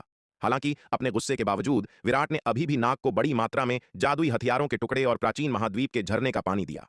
विराट अच्छी तरह जानता था कि उसका सबसे शक्तिशाली त्रुप का पत्ता अभी भी नाग पाताल तलवार है। यह सुनिश्चित करना कि नाग पाताल तलवार के पास पर्याप्त शक्ति हो, उसके लिए अत्यंत महत्वपूर्ण था। बड़े संकटों से निपटने के लिए यह उसका सबसे महत्वपूर्ण त्रुप का पत्ता था। यदि उसने इस बार नाग पाताल तलवार का उपयोग नहीं किया होता, तो वह वास्तव में रक्त देवता मंदिर को नहीं हरा पाता, जो कि अर्ध पारलौकिक दिव्य अस्त्र के स्तर पर था। अंत में रक्तजीवी अपने रक्त देवता मंदिर में भाग निकले होते। उस स्थिति में इस युद्ध का परिणाम बहुत कम हो गया होता। इसके अलावा यदि वे रक्तजीवी भाग जाते हैं, तो तलवार संप्रदाय की वास्तविक ताकत और विभिन्न त्रुप के पत्ते अनिवार्य रूप से उनके द्वारा खोजे जाएंगे, जिससे तलवार संप्रदाय के लिए एक जबरदस्त खतरा और छिपा हुआ संकट पैदा हो जाएगा। एक बार जब उनके त्रुप के पत्ते झात हो जाते हैं, तो रक्तजीवी निश्चित रूप से तलवार संप्रदाय से निपटने का एक तरीका तैयार करेंगे, जिससे इसका खतरा काफी बढ़ जाएगा। ये देखकर कि विराट इस बार इतना समझदार था, नाग तुरंत संतुष्ट हो गया और जादुई हथियारों के टुकड़े और प्राचीन महाद्वीप के झरने का पानी लेकर उन्हें धीरे धीरे उपभोग करने के इरादे से ले लिया। विराट ने उसे जितनी बड़ी मात्रा में जादुई हथियारों के टुकड़े और झरने का पानी दिया था, वह इस लड़ाई से उसके नुकसान की भरपाई करने के लिए पर्याप्त से अधिक था। रुको! जैसे ही नाग जाने वाला था, विराट ने उसे उसके कॉलर के पीछे से पकड़ लिया और वापस खींच लिया। विराट, अब तुम्हें क्या परेशानी है? नाग ने विराट के हाथ को झटकते हुए बहुत असंतोष के साथ कहा। विराट वास्तव में नीच था, वास्तव में उसे इस तरह से पकड़ रहा था। क्या उसके नाग पाताल दादा के पास कोई सम्मान नहीं था? सौभाग्य से मूर्ख बाघ, पगली चिड़िया और विशाल कछुआ अनंत परम मीनार के दूसरे तल में नहीं थे। अन्यथा यदि उन्होंने यह दृश्य देखा होता तो वह पूरी तरह से अपमानित हो जाता। क्या तुम्हारे पास इन दो रक्त देवता मंदिरों को एक साथ मिलाने में मेरी मदद करने का कोई तरीका है? विराट ने उस रक्त देवता मंदिर को बाहर निकाला, जिसे एक ही तलवार के प्रहार से दो हिस्सों में काट दिया गया था। एक अर्ध महाविपत्ति लोक दिव्य अस्त्र और अनंत परम मीनार के दूसरे तल में रक्त देवता मंदिर की ओर इशारा करते हुए नाग से पूछा। उसके पास यह रक्त देवता मंदिर अनंत परम मीनार के दूसरे तल में लंबे समय से था। प्राचीन महाद्वीप के झरने के पानी और बड़ी मात्रा में तारों की रोशनी को अवशोषित करने के बाद यह रक्त देवता मंदिर अब उच्च श्रेणी के जन्मजात स्तर तक पहुंच गया था। हालांकि यह उच्च श्रेणी का जन्मजात स्तर का रक्त देवता मंदिर स्पष्ट रूप से उन रक्तवंश के सदस्यों के हाथों में मौजूद अर्ध महाविपत्ति लोक दिव्य अस्त्र स्तर के रक्त देवता मंदिरों का कोई मुकाबला नहीं था। इस युद्ध के बाद विराट को इस अर्ध महाविपत्ति लोक दिव्य अस्त्र रक्त देवता मंदिर की शक्ति से बहुत ईर्ष्या हुई। दुर्भाग्य से यह रक्त देवता मंदिर, जो एक अर्ध पारलौकिक दिव्य अस्त्र है, अनिवार्य रूप से नष्ट हो गया था।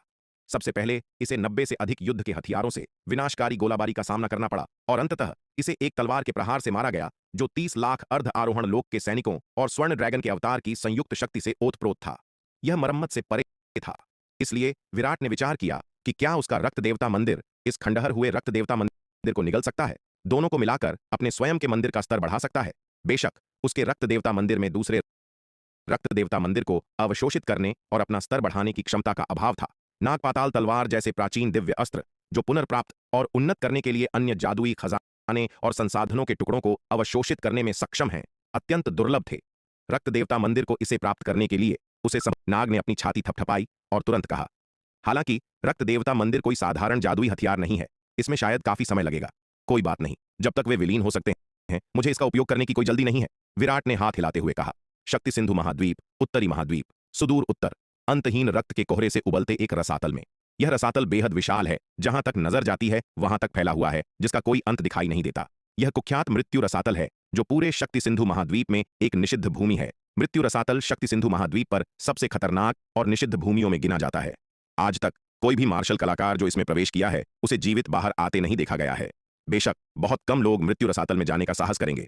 सबसे पहले मृत्यु रसातल शक्ति सिंधु महाद्वीप के सुदूर उत्तर में स्थित है, एक निर्जन और बंजर जगह, यहां तक कि उत्तरी महाद्वीप के मध्य क्षेत्र से भी बहुत दूर। दूसरा, मृत्यु रसातल की कुख्यात प्रतिष्ठा भय पैदा करती है। मृत्यु रसातल के तल में एक गहरी और भयानक गुफा स्थित है। इस गुफा के भीतर गहराई में एक विशाल पत्थर के कक्ष में 10 से अधिक विशाल सिंहासन हैं। इनमें से प्रत्येक सिंहासन पर एक अतुलनीय रूप से शक्तिशाली आभा के साथ एक रक्तजीवी विशेषज्ञ बैठा है। उनकी आभा को देखते हुए ये रक्तजीवी विशेषज्ञ कम से कम दिव्य विकास लोक के अंतिम चरण तक पहुंच चुके हैं, जबकि सामने वाले सिंहासनों पर बैठे लोग दिव्य विकास लोक के चरम तक भी पहुंच गए हैं।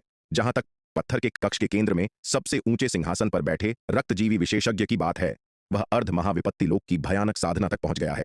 हालांकि ये सभी रक्तजीवी विशेषज्ञ गंभीर रूप से घायल प्रतीत होते हैं, उनकी आभा अस्थिर है। इस अभियान में भाग लेने वाले सभी सदस्यों की जीवन पट्टिकाएं चकनाचूर हो गईं, कोई भी जीवित नहीं बचा। सबसे ऊंचे सिंहासन पर बैठे अर्ध महाविपत्ति लोक के रक्तजीवी विशेषज्ञ ने पत्थर के कक्ष में रक्तजीवी विशेषज्ञों के समूह पर नजर डाली और धीरे से बोला, आप सब इस बारे में क्या सोचते हैं? यह कैसे हो सकता है? सिंहासन के नीचे बाईं ओर बैठे एक चरम दिव्य विकास लोक के रक्तजीवी विशेषज्ञ ने भौहें सिकोड़ते हुए कहा, तलवार संप्रदाय इतना शक्तिशाली कैसे हो सकता है? जुगनू और अन्य लोग एक रक्त देवता मंदिर, एक अर्ध महाविपत्ति लोक दिव्य अस्त्र के साथ 300 से अधिक दिव्य विकास लोक के विशेषज्ञों को लाए थे। यहां तक कि एक अर्ध महाविपत्ति लोक का विशेषज्ञ भी उनका कुछ नहीं बिगाड़ सकता था। उनका अभियान कैसे विफल हो सकता है और पूरी तरह से कैसे मिटाया जा सकता है, यह वास्तव में समझ से बाहर है। क्या ऐसा हो सकता है कि दांव संघ की छिपी हुई ताकतों ने हस्तक्षेप किया हो?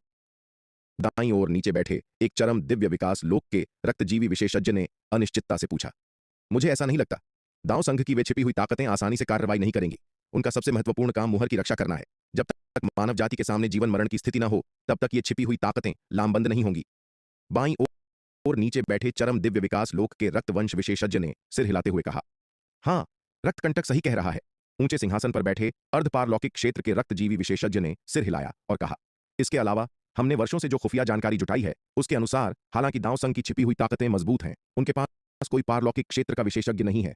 भले ही वे सभी लामबंद हो जाएं, वे जुगनू और रक्त देवता मंदिर के उसके समूह को हराने में सक्षम नहीं हो सकते हैं, जिनके पास अर्ध पारलौकिक क्षेत्र का दिव्य दिव्य अस्त्र है। यह अधिक संभावना है कि तलवार संप्रदाय के पास खुद कुछ शक्तिशाली छिपे हुए त्रुप के पत्ते हैं जिनके बारे में हम नहीं जानते हैं, जिसके कारण जुगनू और उसके समूह का पूरी तरह से विनाश हुआ। सौभाग्य से सावधानी के कारण उन्होंने इस बार व्यक्तिगत रूप से कार्रवाई नहीं की, अन्यथा तलवार संप्रदाय के ऐसे भयानक अज्ञात त्रुप के पत्ते का सामना करते हुए वह सुरक्षित नहीं बच पाते और उनकी उपस्थिति उजागर हो जाती। दरअसल प्रतिद्वंद्वी की ताकत को पूरी तरह से समझने से पहले किसी को सतर्क रहना चाहिए, अन्यथा एक भी गलत कदम विनाशकारी परिणाम की ओर ले जा सकता है। इस बार जुगनू और उसके समूह की तरह उन्हें वास्तव में पूर्ण विनाश का सामना करना पड़ा, कुछ ऐसा जिसकी उन्होंने पहले कभी उम्मीद नहीं की थी। प्रमुख रक्तनाग, हम आगे क्या करें? क्या हम बस इसे ऐसे ही जाने देंगे? दाईं ओर नीचे बैठे चरम दिव्य विकास लोक के रक्तजीवी ने स्थिति को स्वीकार करने से इनकार करते हुए पूछा। यह अभियान उनके रक्तजीवी वंश के लिए बहुत ही विनाशकारी रहा था। उन्होंने जो ताकत खो दी थी वह शक्ति सिंधु महाद्वीप पर उनके द्वारा जमा की गई ताकत के आधे से अधिक थी। वे इतनी करारी हार को कैसे पचा सकते थे? रक्त स्तंभ, जल्दबाजी मत करो। रक्तजीवी प्रमुख रक्तनाग ने उसकी ओर देखा और धीरे से कहा, इस घटना को देखते हुए तलवार संप्रदाय हमारी कल्पना से कहीं अधिक मजबूत है। उनकी असली ताकत को समझने से पहले हमें जल्दबाजी में काम नहीं करना चाहिए। जुगनू और उसकी सेना का विनाश हमारे लिए एक बड़ा सबक रहा है, हमें वही गलती नहीं दोहरानी चाहिए। प्रमुख रक्तनाग की क्या योजना है? बाईं ओर बैठे चरम दिव्य विकास लोक के रक्तजीवी, जिसका नाम रक्तकंटक था, ने भ्रमित नजर से रक्तनाग से पूछा। मानव जाति से निपटने के लिए हमें अंततः उनका उपयोग करना चाहिए, रक्तनाग ने कहा। इसके बाद हमें अपने सभी प्रयासों को लावण्य के पोषण और उसे हमारे रक्तवंश के सर्वोच्च विरासत मैदान में भेजने पर ध्यान केंद्रित करना चाहिए। क्या एक मानव योद्धा को हमारे रक्तवंश के सर्वोच्च विरासत मैदान में प्रवेश करने दें? यह कैसे हो सकता है? यह सुनकर दाईं ओर नीचे बैठे एक चरम दिव्य विकास लोक के रक्तवंश विशेषज्ञ रक्तस्तंभ ने तुरंत चिंता के साथ आपत्ति जताई। वह सबसे महत्वपूर्ण चीज है जो हमारे नेता ने उस समय शक्ति सिंधु महाद्वीप पर हमारे लिए छोड़ी थी। हम किसी इंसान को उसके संपर्क में कैसे आने दे सकते हैं? उस समय उनकी रक्तवंश सेना युद्ध के मैदान में हार गई थी और उनका पीछा किया जा रहा था और वे हर दिशा में भाग गए थे। उनकी इकाई बच गई क्योंकि उनका सामना एक स्थानिक उथल पुथल से हुआ था। हालांकि स्थानिक उथल पुथल ने भी उन्हें भारी नुकसान पहुंचाया। इकाई के अधिकांश सदस्य स्थानिक उथल पुथल में मारे गए और यहां तक कि उनकी इकाई के नेता रूपांतरण लोक के रक्तवंश विशेषज्ञ भी गंभीर रूप से घायल हो गए और परिणाम स्वरूप उनकी मृत्यु हो गई।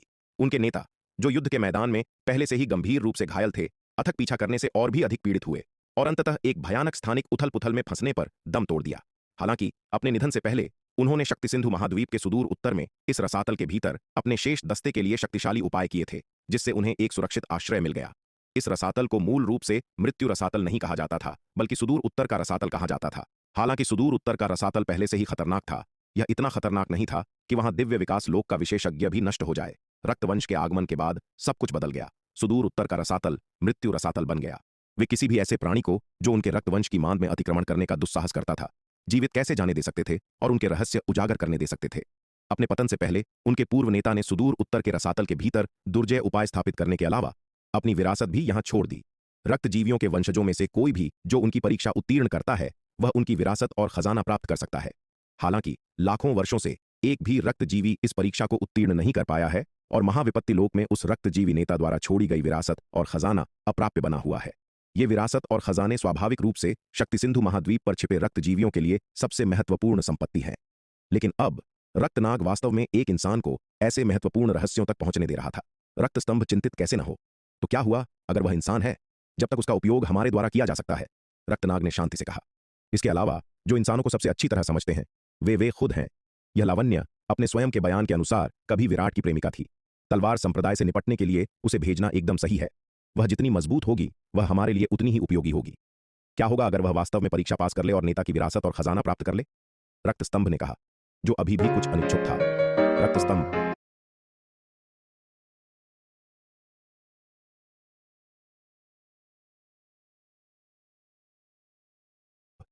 क्या तुम इस बारे में ज्यादा नहीं सोच रहे हो?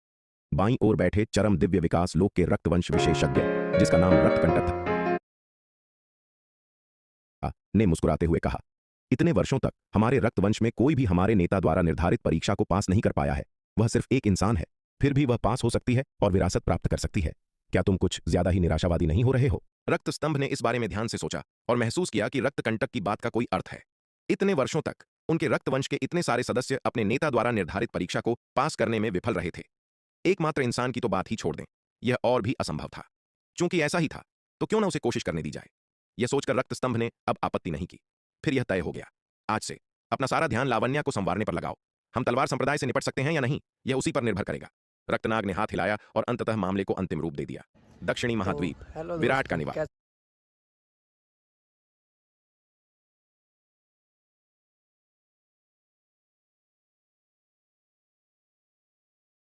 क्या आप भी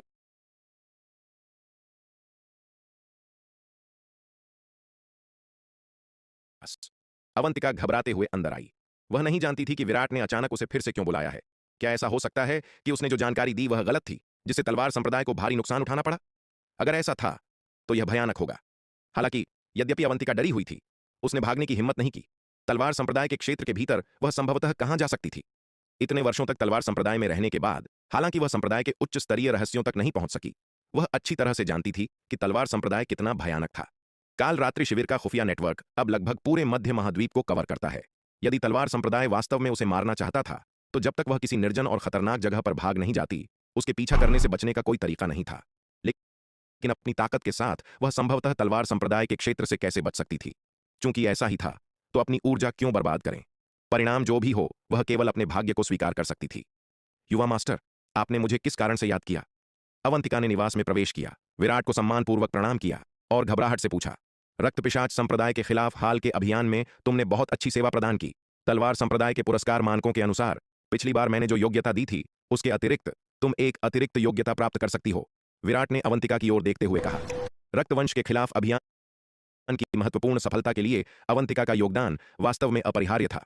तलवार संप्रदाय के पुरस्कार मानकों के अनुसार अवंतिका एक और योग्यता की हकदार थी। चूंकि विराट ने उसे तलवार संप्रदाय के एक सच्चे सदस्य के रूप में मानने का फैसला किया था, वह उसके साथ अलग व्यवहार नहीं करना चाहता था। वह अभी भी उसे वह योग्यता देगा जिसकी वह हकदार थी। हालांकि अवंतिका की विशेष स्थिति इस योग्यता के परिमाण को देखते हुए और यह तथ्य कि अवंतिका सीधे विराट के प्रति जवाबदेह थी, कोई और नहीं जानता था कि उसने क्या योगदान दिया था, और स्वाभाविक रूप से खजाना विभाग योग्यता की सीमा निर्धारित नहीं कर सकता था। इसलिए अवंतिका की योग्यता केवल व्यक्तिगत रूप से विराट द्वारा प्रदान की जा सकती थी। मुझे अपना पहचान टोकन दो, ओह, हेलो। विराट ने उसकी ओर देखते हुए कहा। यह सुनकर अवंतिका दंग रह गई। उसने इतनी जल्दी इस आश्चर्य के आने की उम्मीद नहीं की थी। उसने सोचा कि विराट ने हिसाब चुकता करने के लिए उसे बुलाया है, और उसने सोचा कि उसकी जान खतरे में है। कौन जानता था कि यह बुलावा बिल्कुल भी बुरी बात नहीं थी, बल्कि एक बहुत बड़ा आश्चर्य था। एक लंबे ठहराव के बाद अवंतिका ने जल्दी से अपना पहचान टोकन निकाला और सम्मानपूर्वक विराट को सौंप दिया। विराट ने टोकन लिया और उस पर योग्यता की मात्रा बदल दी। तलवार संप्रदाय के वास्तविक नियंत्रक के रूप में पहचान टोकन पर योग्यता की मात्रा को बदलना विराट के लिए बेहद आसान था। राशि बदलने के बाद विराट ने अवंतिका को पहचान टोकन वापस कर दिया। उस पर योग्यता की खगोलीय मात्रा को देखकर अवंतिका पूरी तरह से दंग रह गई। इतनी महत्वपूर्ण सैन्य उपलब्धि के साथ वह जो खेती के संसाधन हासिल कर सकती थी, वे दिव्य विकास लोक के अंतिम चरण तक पहुंचने तक उसकी खेती को बनाए रखने के लिए पर्याप्त से अधिक थे। होश में आने पर अवंतिका बहुत खुश हुई। उसके चेहरे पर आंसू बह रहे थे। बार बार विराट के प्रति अपना आभार व्यक्त कर रही थी। ठीक है, तुम अब जा सकती हो, विराट ने हाथ हिलाते हुए कहा। यह सुनकर अवंतिका बहुत देर तक झिझकती रही। अंततः अपना साहस जुटाकर और विराट की ओर देखकर उसने कहा, युवा मास्टर, मेरा एक और अनुरोध है। मुझे आश्चर्य है कि क्या आप इसे स्वीकार कर सकते हैं। वह क्या है? विराट ने पूछा। मैं पवनगढ़ राजवंश का पुनर्निर्माण करना चाहती हूं, अवंतिका ने कुछ घबराहट के साथ कहा। तलवार संप्रदाय के भीतर वे ताकतें जो लंबे समय से संप्रदाय के सामने झुक चुकी थीं, जैसे कि जशपुर राजवंश, गांवहर राजवंश और चंद्रल राजवंश, यद्यपि वे सभी तलवार संप्रदाय की अधीनस्थ ताकतें थीं, उनके अधिकार नहीं छीने गए थे।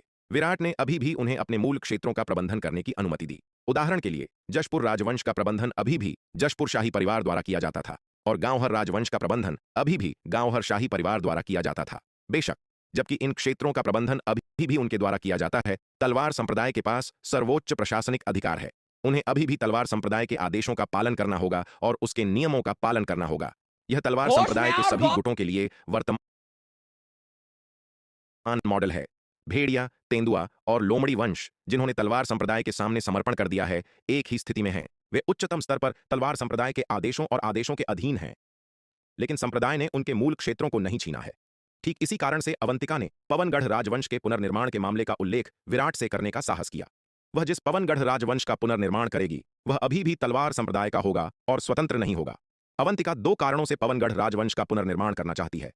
पहला, वह नहीं चाहती कि कभी गौरवशाली रहा पवनगढ़ राजवंश इतिहास के पन्नों में गायब हो जाए। दूसरा, वह अपना खुद का गुट बनाना चाहती है ताकि वह तलवार संप्रदाय के भीतर इतनी अलग थलग और शक्तिहीन न रहे। तलवार संप्रदाय और दिव्य पवन महल में उसे हमेशा नापसंद किया गया था, जिससे वह बहुत अकेलापन महसूस करती थी। उसे कुछ भी करने या तलवार संप्रदाय के मिशन को साझा करने के लिए कोई नहीं मिल सकता था। यदि पवनगढ़ राजवंश का पुनर्निर्माण किया गया, तो वह इतनी अलग थलग और असहाय नहीं होगी। हम ठीक है, विराट ने मना नहीं किया, सिर हिलाते हुए और कहा, जब तक तुम तलवार संप्रदाय के नियमों का पालन करती हो और लापरवाही से काम नहीं करती हो, तुम इसे खुद संभाल सकती हो। हालांकि यदि तुम तलवार संप्रदाय के नियमों का उल्लंघन करती हो, तो मुझे तुम्हें पहले से चेतावनी न देने के लिए दोष मत देना, तब तुम्हें कोई भी बचा नहीं पाएगा। समझ गई? ये सुनकर अवंतिका का दिल बैठ गया और उसने जल्दी से सम्मानपूर्वक कहा, मैं नियमों का सख्ती से पालन करूंगी और फिर कभी गलती नहीं करूंगी। हम, अच्छा है कि तुम समझ गई। विराट ने हाथ हिलाया और कहा, ठीक है, अगर और कुछ नहीं है तो तुम जा सकती हो। हाँ, युवा मास्टर, मैं विदा लेती हूं। अवंतिका ने फिर से सम्मानपूर्वक प्रणाम किया और पीछे हट गई। विराट के निवास से निकलने के बाद अवंतिका ने नीले आसमान की ओर देखा। उसका दिल खुशी से भर गया। उसने कभी सपने में भी नहीं सोचा था कि उसका एक दिन ऐसा आएगा जब वह अपना जीवन बदल सकेगी। इतने बड़े पैमाने पर तो बिल्कुल नहीं। खुद को शांत करने के लिए एक गहरी सांस लेते हुए अवंतिका ने पवनगढ़ राजवंश के पुनर्निर्माण की व्यवस्था करना शुरू कर दिया। उसने सबसे पहले अपने भतीजे पवन फैजान की तलाश की और अपने इरादे स्पष्ट किए। पवन फैजान व्यावहारिक रूप से पवनगढ़ राजवंश का एकमात्र जीवित प्रत्यक्ष वंशज था और विराट का एक करीबी दोस्त भी था। उसके शामिल होने से उसके पुनर्निर्माण की प्रक्रिया बहुत आसान हो जाएगी। यदि आप पवनगढ़ राजवंश का पुनर्निर्माण करना चाहती हैं तो आगे बढ़ें और इसे स्वयं करें। मुझे कोई दिलचस्पी नहीं है। पवन फैजान ने अवंतिका का उद्देश्य सुनने के बाद बिना किसी झिझक के इनकार कर दिया। हालांकि वह कभी पवनगढ़ राजवंश का 9वां राजकुमार रहा था, लेकिन उसके मन में इसके प्रति कोई स्नेह नहीं था। अपनी मां की विनम्र उत्पत्ति के कारण वह यकीनन पवनगढ़ राजवंश के राजकुमारों में सबसे कम पसंदीदा था। इसके बाद के संघर्षों में यहां तक कि उसके पिता विजय ने व्यक्तिगत रूप से उसकी मां को मारने का प्रयास किया। उस घटना के बाद से पवन फैजान पूरे पवनगढ़ राजवंश से पूरी तरह मोहभंग हो गया था। केवल विराट की मदद से ही वह अपनी मां को पवनगढ़ महल से बचाने में कामयाब रहा। पवनगढ़ राजवंश अस्तित्व में था या नहीं, यह पवन फैजान के लिए कोई चिंता का विषय नहीं था। अब उसकी मां तलवार संप्रदाय के भीतर अच्छी तरह से रह रही थी और वह खुद एक आरामदायक जीवन का आनंद ले रहा था। पवनगढ़ राजवंश के पुनर्निर्माण के अलावा किसी और चीज से परेशान क्यों हो? इसके अलावा पवन फैजान को अपनी मौसी अवंतिका से बिल्कुल भी लगाव नहीं था। जब अवंतिका पवनगढ़ राजवंश में थी तो वह उसके प्रति बिल्कुल भी दयालु नहीं थी। हालांकि वे नाम मात्र की मौसी और भतीजे थे, वे व्यावहारिक रूप से अजनबी थे। पवन फैजान, यदि तुम पवनगढ़ राजवंश के पुनर्निर्माण में मेरी मदद करने को तैयार हो तो मैं तुम्हें पवनगढ़ राजवंश का शासक बना सकती हूं। अवंतिका ने पवन फैजान की ओर देखते हुए कहा। उसने पवन फैजान से इतनी निर्णायक रूप से इनकार करने की उम्मीद नहीं की थी और हार मानने को तैयार नहीं थी। उसे अपने अंतिम त्रुप के पत्ते का सहारा लेना पड़ा। यदि पवन फैजान उसकी मदद करने को तैयार था तो वह सिंहासन उसे सौंपना पसंद करेगी। नहीं, धन्यवाद। मुझे पवनगढ़ राजवंश के शासक के रूप में तुम्हारी स्थिति में बिल्कुल भी दिलचस्पी नहीं है। अवंतिका, मुझ पर अपना समय बर्बाद मत करो। मैं इसके लिए कभी सहमत नहीं होऊंगा। पवन फैजान ने हाथ हिलाते हुए कहा। वह अब वान्या गठबंधन का एक महत्वपूर्ण सदस्य था जो वान्या के अधीन काम कर रहा था। वान्या के नक्शेकदम पर चलते हुए उसका जीवन अविश्वसनीय रूप से लापरवाह और आरामदायक था।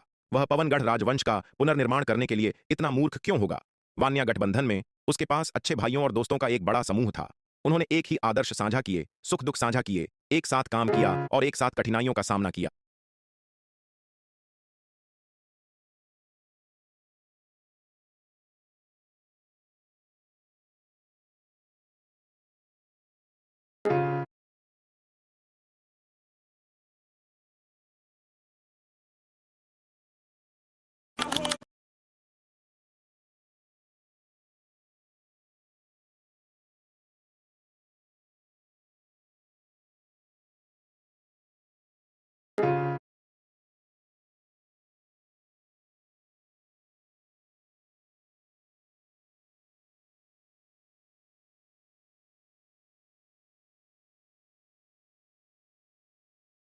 जीवन अविश्वसनीय रूप से सुखद था। वान्या द्वारा उसकी रक्षा करने के साथ यहां तक कि शार्दुल भी उसे आसानी से परेशान करने की हिम्मत नहीं करेगा। तलवार संप्रदाय में आपको इससे मजबूत समर्थक और कहां मिल सकता है? वान्या गठबंधन तलवार संप्रदाय के भीतर एक शक्तिशाली ताकत थी। एक ऐसी जगह जहां अनगिनत लोग शामिल होने के लिए एड़ी चोटी का जोर लगा देंगे। अब अनगिनत लोगों ने कनेक्शन और बैक चैनलों के माध्यम से सदस्य बनने की कोशिश की, लेकिन कोई फायदा नहीं हुआ। हालांकि पवन फैजान उन शुरुआती सदस्यों में से एक था जिन्होंने गठबंधन के पहली बार स्थापित होने पर वान्या का अनुसरण किया था, जो गठबंधन में एक अनुभवी व्यक्ति था। वान्या गठबंधन के भीतर इस तरह की स्थिति और हैसियत के साथ पवन फैजान पवनगढ़ राजवंश के पुनर्निर्माण के साथ खिलवाड़ करने के लिए अपना आरामदायक जीवन क्यों छोड़ देगा? यह देखकर कि उसने जो कुछ भी कहा वह पवन फैजान को प्रभावित नहीं कर सकी, उसने अंततः हार मान ली। बाद में अवंतिका ने मेघा, महासेनापति रणविजय से संपर्क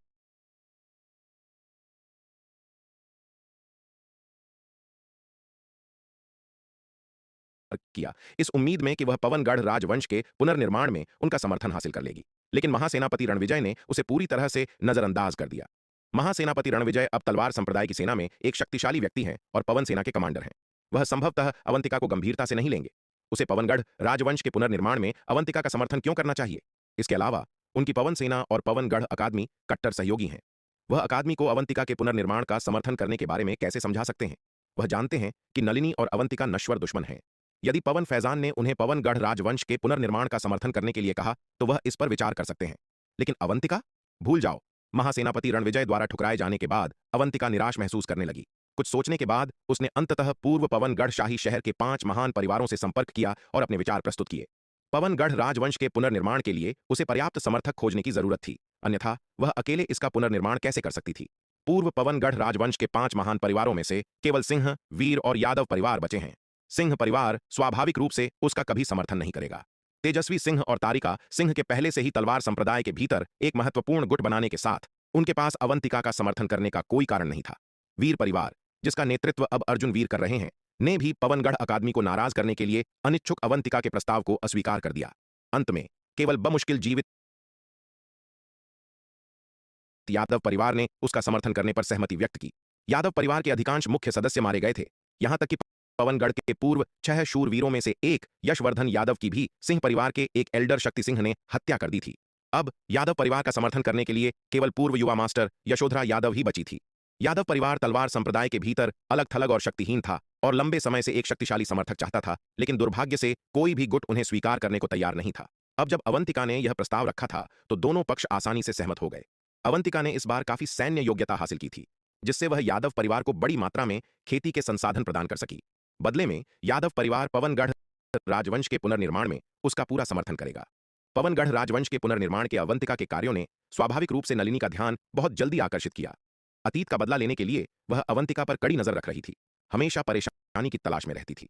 उस समय अवंतिका ने उस पर घात लगाकर हमला किया था। यदि विराट समय पर नहीं आया होता तो उसकी मासूमियत बर्बाद हो जाती। वह इस गहरे बैर को आसानी से कैसे जाने दे सकती थी। अब यह सुनकर कि अवंतिका वास्तव में पवनगढ़ राजवंश का पुनर्निर्माण करना चाहती थी और अपना खुद का क्षेत्र बनाना चाहती थी, नलिनी उसे अपना रास्ता नहीं बनाने देने वाली थी और तुरंत हमला करने के लिए चली गई। दुर्भाग्य से इस बार वह हार गई। अवंतिका द्वारा बिना किसी दया के बुरी तरह कुचल दी गई। इस लड़ाई में नलिनी को यह जानकर झटका लगा कि अवंतिका के पास वास्तव में एक उच्च श्रेणी का जन्मजात जादुई हथियार था। इसके अलावा उसे हराने के बाद अवंतिका ने उसे उत्तेजक ढंग से बताया कि यह सब व्यक्तिगत रूप से विराट द्वारा उसे दिया गया था। अवंतिका के शब्द सुनकर नलिनी तुरंत क्रोधित हो गई। वह तुरंत विराट का सामना करने के लिए उसके निवास पर दौड़ी। विराट, तुम्हारा क्या मतलब है? यह जानते हुए कि मेरी अवंतिका से दुश्मनी है, तुमने फिर भी उसे इतने सारे खजाने और संसाधन दिए? क्या तुम उस कुतिया की सुंदरता से मंत्रमुग्ध हो गए हो और अपना दिमाग खो बैठे हो? नलिनी ने विराट को घूरते हुए गुस्से से चिल्लाया। नलिनी को एक कर्कशा की तरह व्यवहार करते देख विराट झल्लाहट में अपना माथा मले बिना नहीं रह सका। हालांकि नलिनी गर्वित और अलग थलग थी, लेकिन वह आमतौर पर काफी आरक्षित थी। अब वह एक कर्कशा की तरह गालियां बक रही थी, क्रोधित थी। नलिनी, शांत हो जाओ और मेरी बात सुनो, विराट ने बेबसी से कहा। तुमने यह सब किया है और तुम अभी भी चाहते हो कि मैं शांत हो जाऊं? मुझे कैसे शांत होना चाहिए? नलिनी ने विराट को घूरा और दहाड़ते हुए कहा, अगर तुम सच में उस कुतिया की सुंदरता का लालच करते हो तो वह जो कुछ भी तुम्हें दे सकती है मैं भी तुम्हें दे सकती हूं। तुम उसके जैसी वेश्या के पीछे जाने के लिए महिलाओं के लिए कितने बेताब हो। नलिनी, अपना पागलपन और बकवास बंद करो। चीजें बिल्कुल वैसी नहीं हैं जैसी तुम सोच रही हो। नलिनी की बातें सुनकर विराट के माथे पर गुस्से से सिलवटें पड़ गईं। पवनगढ़ अकादमी की प्रतिष्ठित प्रमुख के रूप में नलिनी और परिष्कृत आचरण से पूरी तरह से रहित थी। वह ईर्ष्या से अंधी एक कर्कशा से ज्यादा कुछ नहीं थी। अभी भी तुम बहस करना चाहते हो? नलिनी की खूबसूरत आंखें गुस्से से लाल हो गईं। उसने विराट पर झपट्टा मारा और दहाड़ते हुए कहा, विराट, तुम्हारी हिम्मत कैसे हुई मेरा इस तरह अपमान करने की? मैं तुमसे मौत तक लड़ूंगी। नलिनी, क्या तुम यहां इतने अनुचित होना बंद कर सकती हो? विराट ने हाथ बढ़ाया और उसका सिर नीचे दबा दिया। उसका चेहरा काला पड़ गया था। पागल नलिनी का सामना करते हुए विराट को पूरी कहानी उसे समझाने से पहले केवल उसे बलपूर्वक वश में करना पड़ा। अब जब एल्डर कात्यायनी मर चुकी थी, उसकी योजना मूल रूप से पूरी हो गई थी और इस रहस्य को छिपाना जारी रखने की कोई आवश्यकता नहीं थी। विराट की व्याख्या सुनने के बाद नलिनी को अंततः समझ में आया कि क्या हुआ था। यह पता चला कि चीजें वैसी नहीं थीं जैसी उसने सोची थीं। अवंतिका विराट के बिस्तर पर चढ़ गई थी। यही वजह थी कि विराट ने उसका इतना पक्ष लिया और उसे इतने सारे खजाने और संसाधन दिए। नलिनी, मैंने अवंतिका से वादा किया था कि जब तक वह अपना मिशन पूरा करती है और खुद को सुधारती है, मैं उसे जीने का मौका दूंगा। अब जब उसने अपना मिशन पूरा कर लिया है तो मैं अपने वादे से पीछे नहीं हट सकता, विराट ने कहा। कौन जानता है कि तुम सच बोल रहे हो या नहीं? नलिनी ने नाक भौं सिकोड़ी। हालांकि यद्यपि उसने अभी भी एक विद्रोही स्वर बनाए रखा, लेकिन उसकी आवाज से यह स्पष्ट था कि उसका गुस्सा काफी कम हो गया था। आखिरकार वह जानती थी कि विराट इतने महत्वपूर्ण मामले के बारे में उससे झूठ नहीं बोलेगा। और कुछ ही दिन पहले तलवार संप्रदाय और रक्तवंश ने वास्तव में दक्षिण पूर्वी महाद्वीप में रक्त पिशाच संप्रदाय के गढ़ में एक बड़ी लड़ाई लड़ी थी। विराट, मुझे जाने दो, नलिनी ने संघर्ष किया। वह विराट द्वारा पूरी तरह से स्थिर कर दी गई थी। विराट की वर्तमान ताकत के साथ उसे वश में करना अविश्वसनीय रूप से आसान था। क्या तुम अभी भी पागल होने वाली हो? विराट ने उसकी ओर देखते हुए पूछा, तुम ही पागल हो रहे हो, मुझे जाने दो। नलिनी ने विराट को घूरा और गुस्से से बोली। यह देखकर विराट जानता था कि उसका गुस्सा काफी कम हो गया है और वह पहले की तरह एक कर्कशा की तरह काम नहीं करेगी, इसलिए उसने उसे उसके अनुरोध के अनुसार छोड़ दिया। नलिनी ने अपने कपड़े सीधे किए, विराट की ओर हाथ बढ़ाया और कहा, विराट, मुझे एक शीर्ष श्रेणी का जन्मजात लंबी तलवार जादुई हथियार उधार दो। यह सुनकर विराट हैरान रह गया और भ्रम में पूछा, तुम अभी केवल अर्ध दिव्य विकास लोक में हो, तुम्हें इतने उच्च श्रेणी के जादुई हथियार की आवश्यकता क्यों है? नलिनी की वर्तमान ताकत के साथ एक उच्च श्रेणी के जन्मजात लंबी तलवार जादुई हथियार का उपयोग करना पर्याप्त से अधिक था। यहां तक कि एक उच्च श्रेणी के जन्मजात लंबी तलवार जादुई हथियार के साथ नलिनी मुश्किल से अपनी पूरी शक्ति को उजागर कर सकती थी।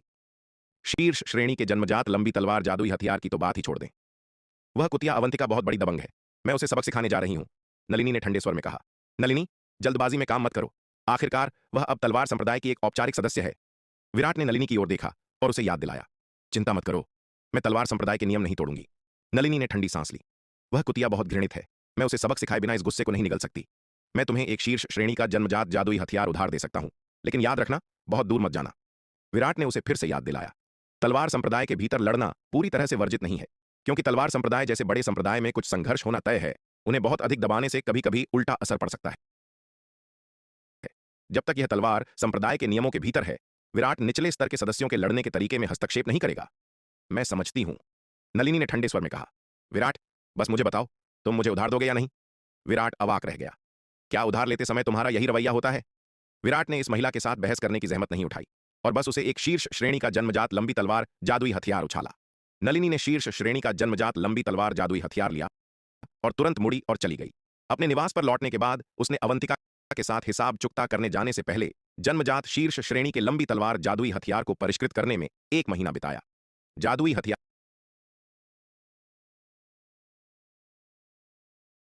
के साथ ऊपरी हाथ हासिल करने के बाद अवंतिका स्वाभाविक रूप से इस बार उसका कोई मुकाबला नहीं थी और उसे बुरी तरह पीटा गया था।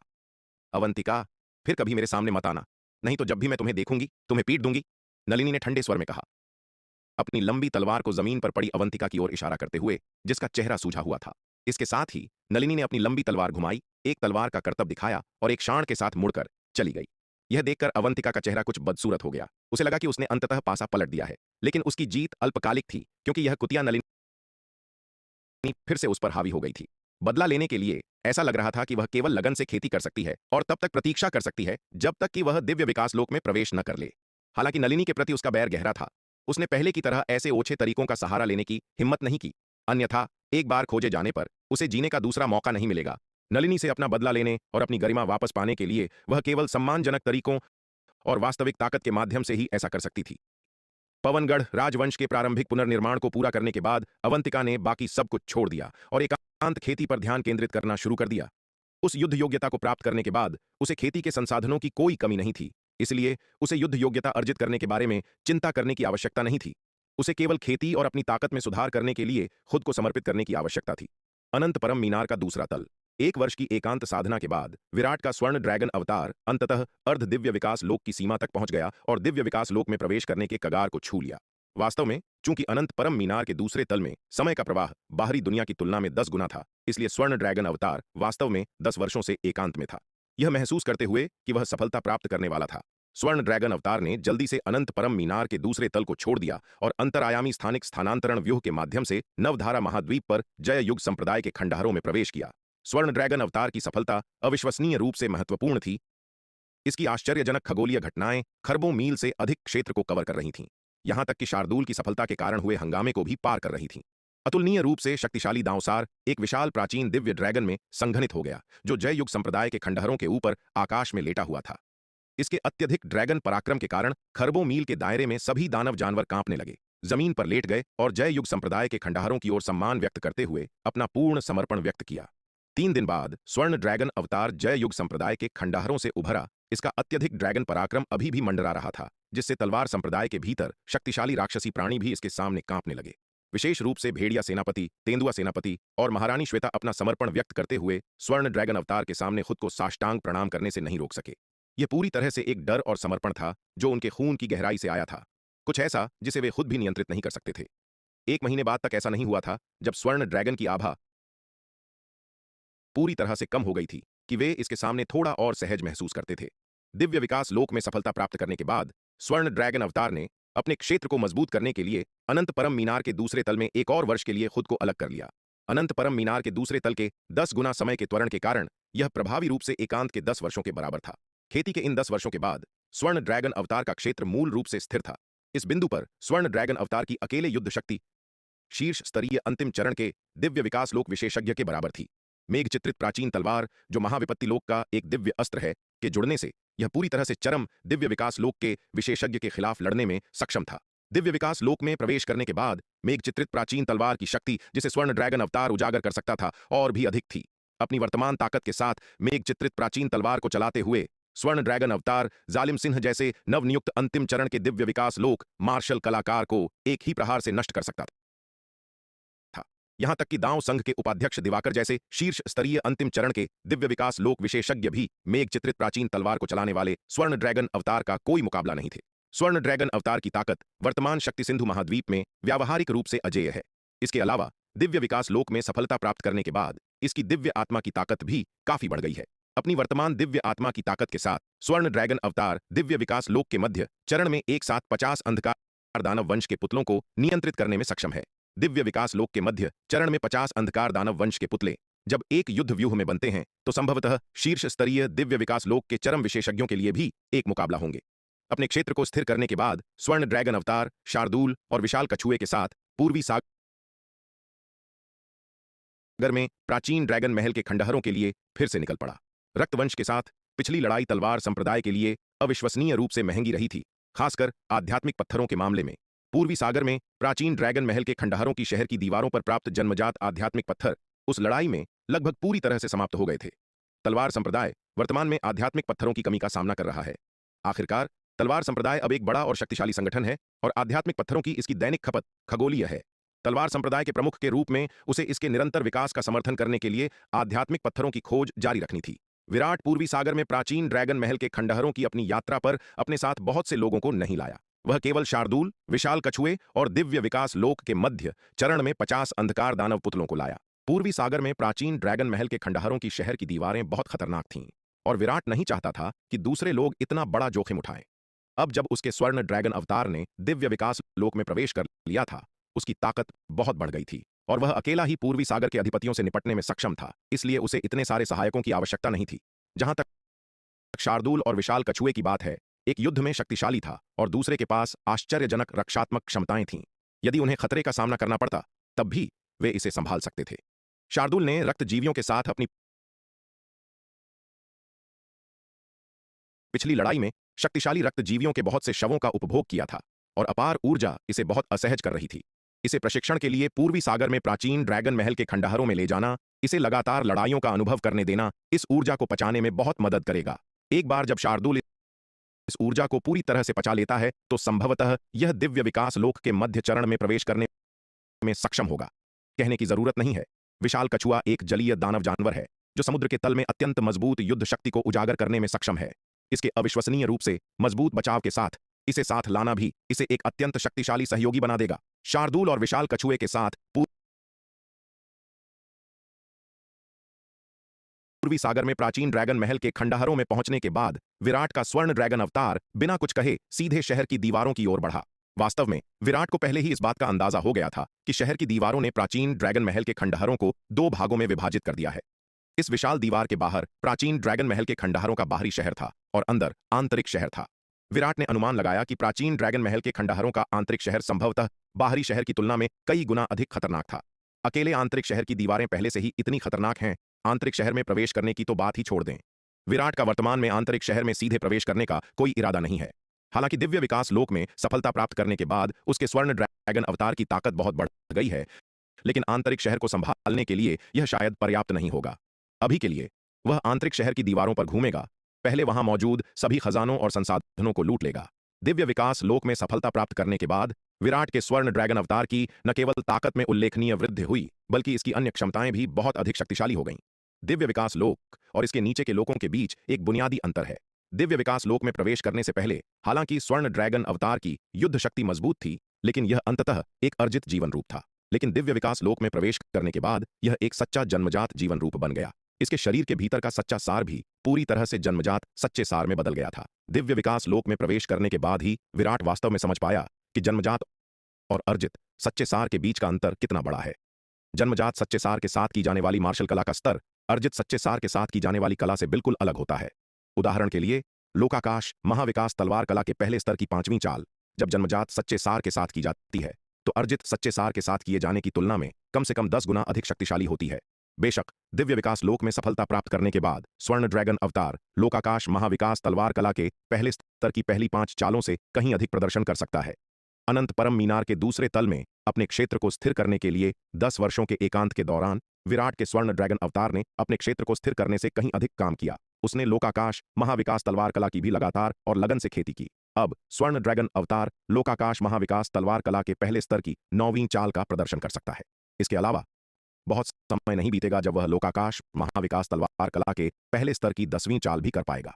जन्मजात सच्चा सार न केवल मार्शल कला को अधिक शक्तिशाली बनाता है बल्कि ताबीज व्यूह तकनीकों का प्रदर्शन करते समय अर्जित सच्चे सार को भी बहुत पीछे छोड़ देता है। स्वर्ण ड्रैगन अवतार की वर्तमान क्षमताओं के साथ जो व्यूह पहले अटूट थे वे अब आसानी से तोड़े जा सकते हैं। इसलिए जब स्वर्ण ड्रैगन अवतार प्राचीन ड्रैगन महल के खंडहरों की आंतरिक शहर की दीवारों पर चढ़ गया तो जो स्थान पहले उसके लिए अविश्वसनीय रूप से खतरनाक थे उन्होंने अब कोई खतरा पैदा नहीं किया। जिन व्यूहों को तोड़ना पहले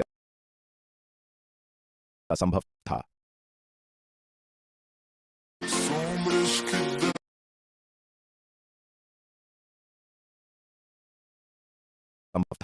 उन्हें अब आसानी से समझ लिया गया। इस प्रकार केवल 1 महीने में विराट ने पिछले कई वर्षों की तुलना में अधिक जन्मजात आध्यात्मिक पत्थर जमा कर लिए थे।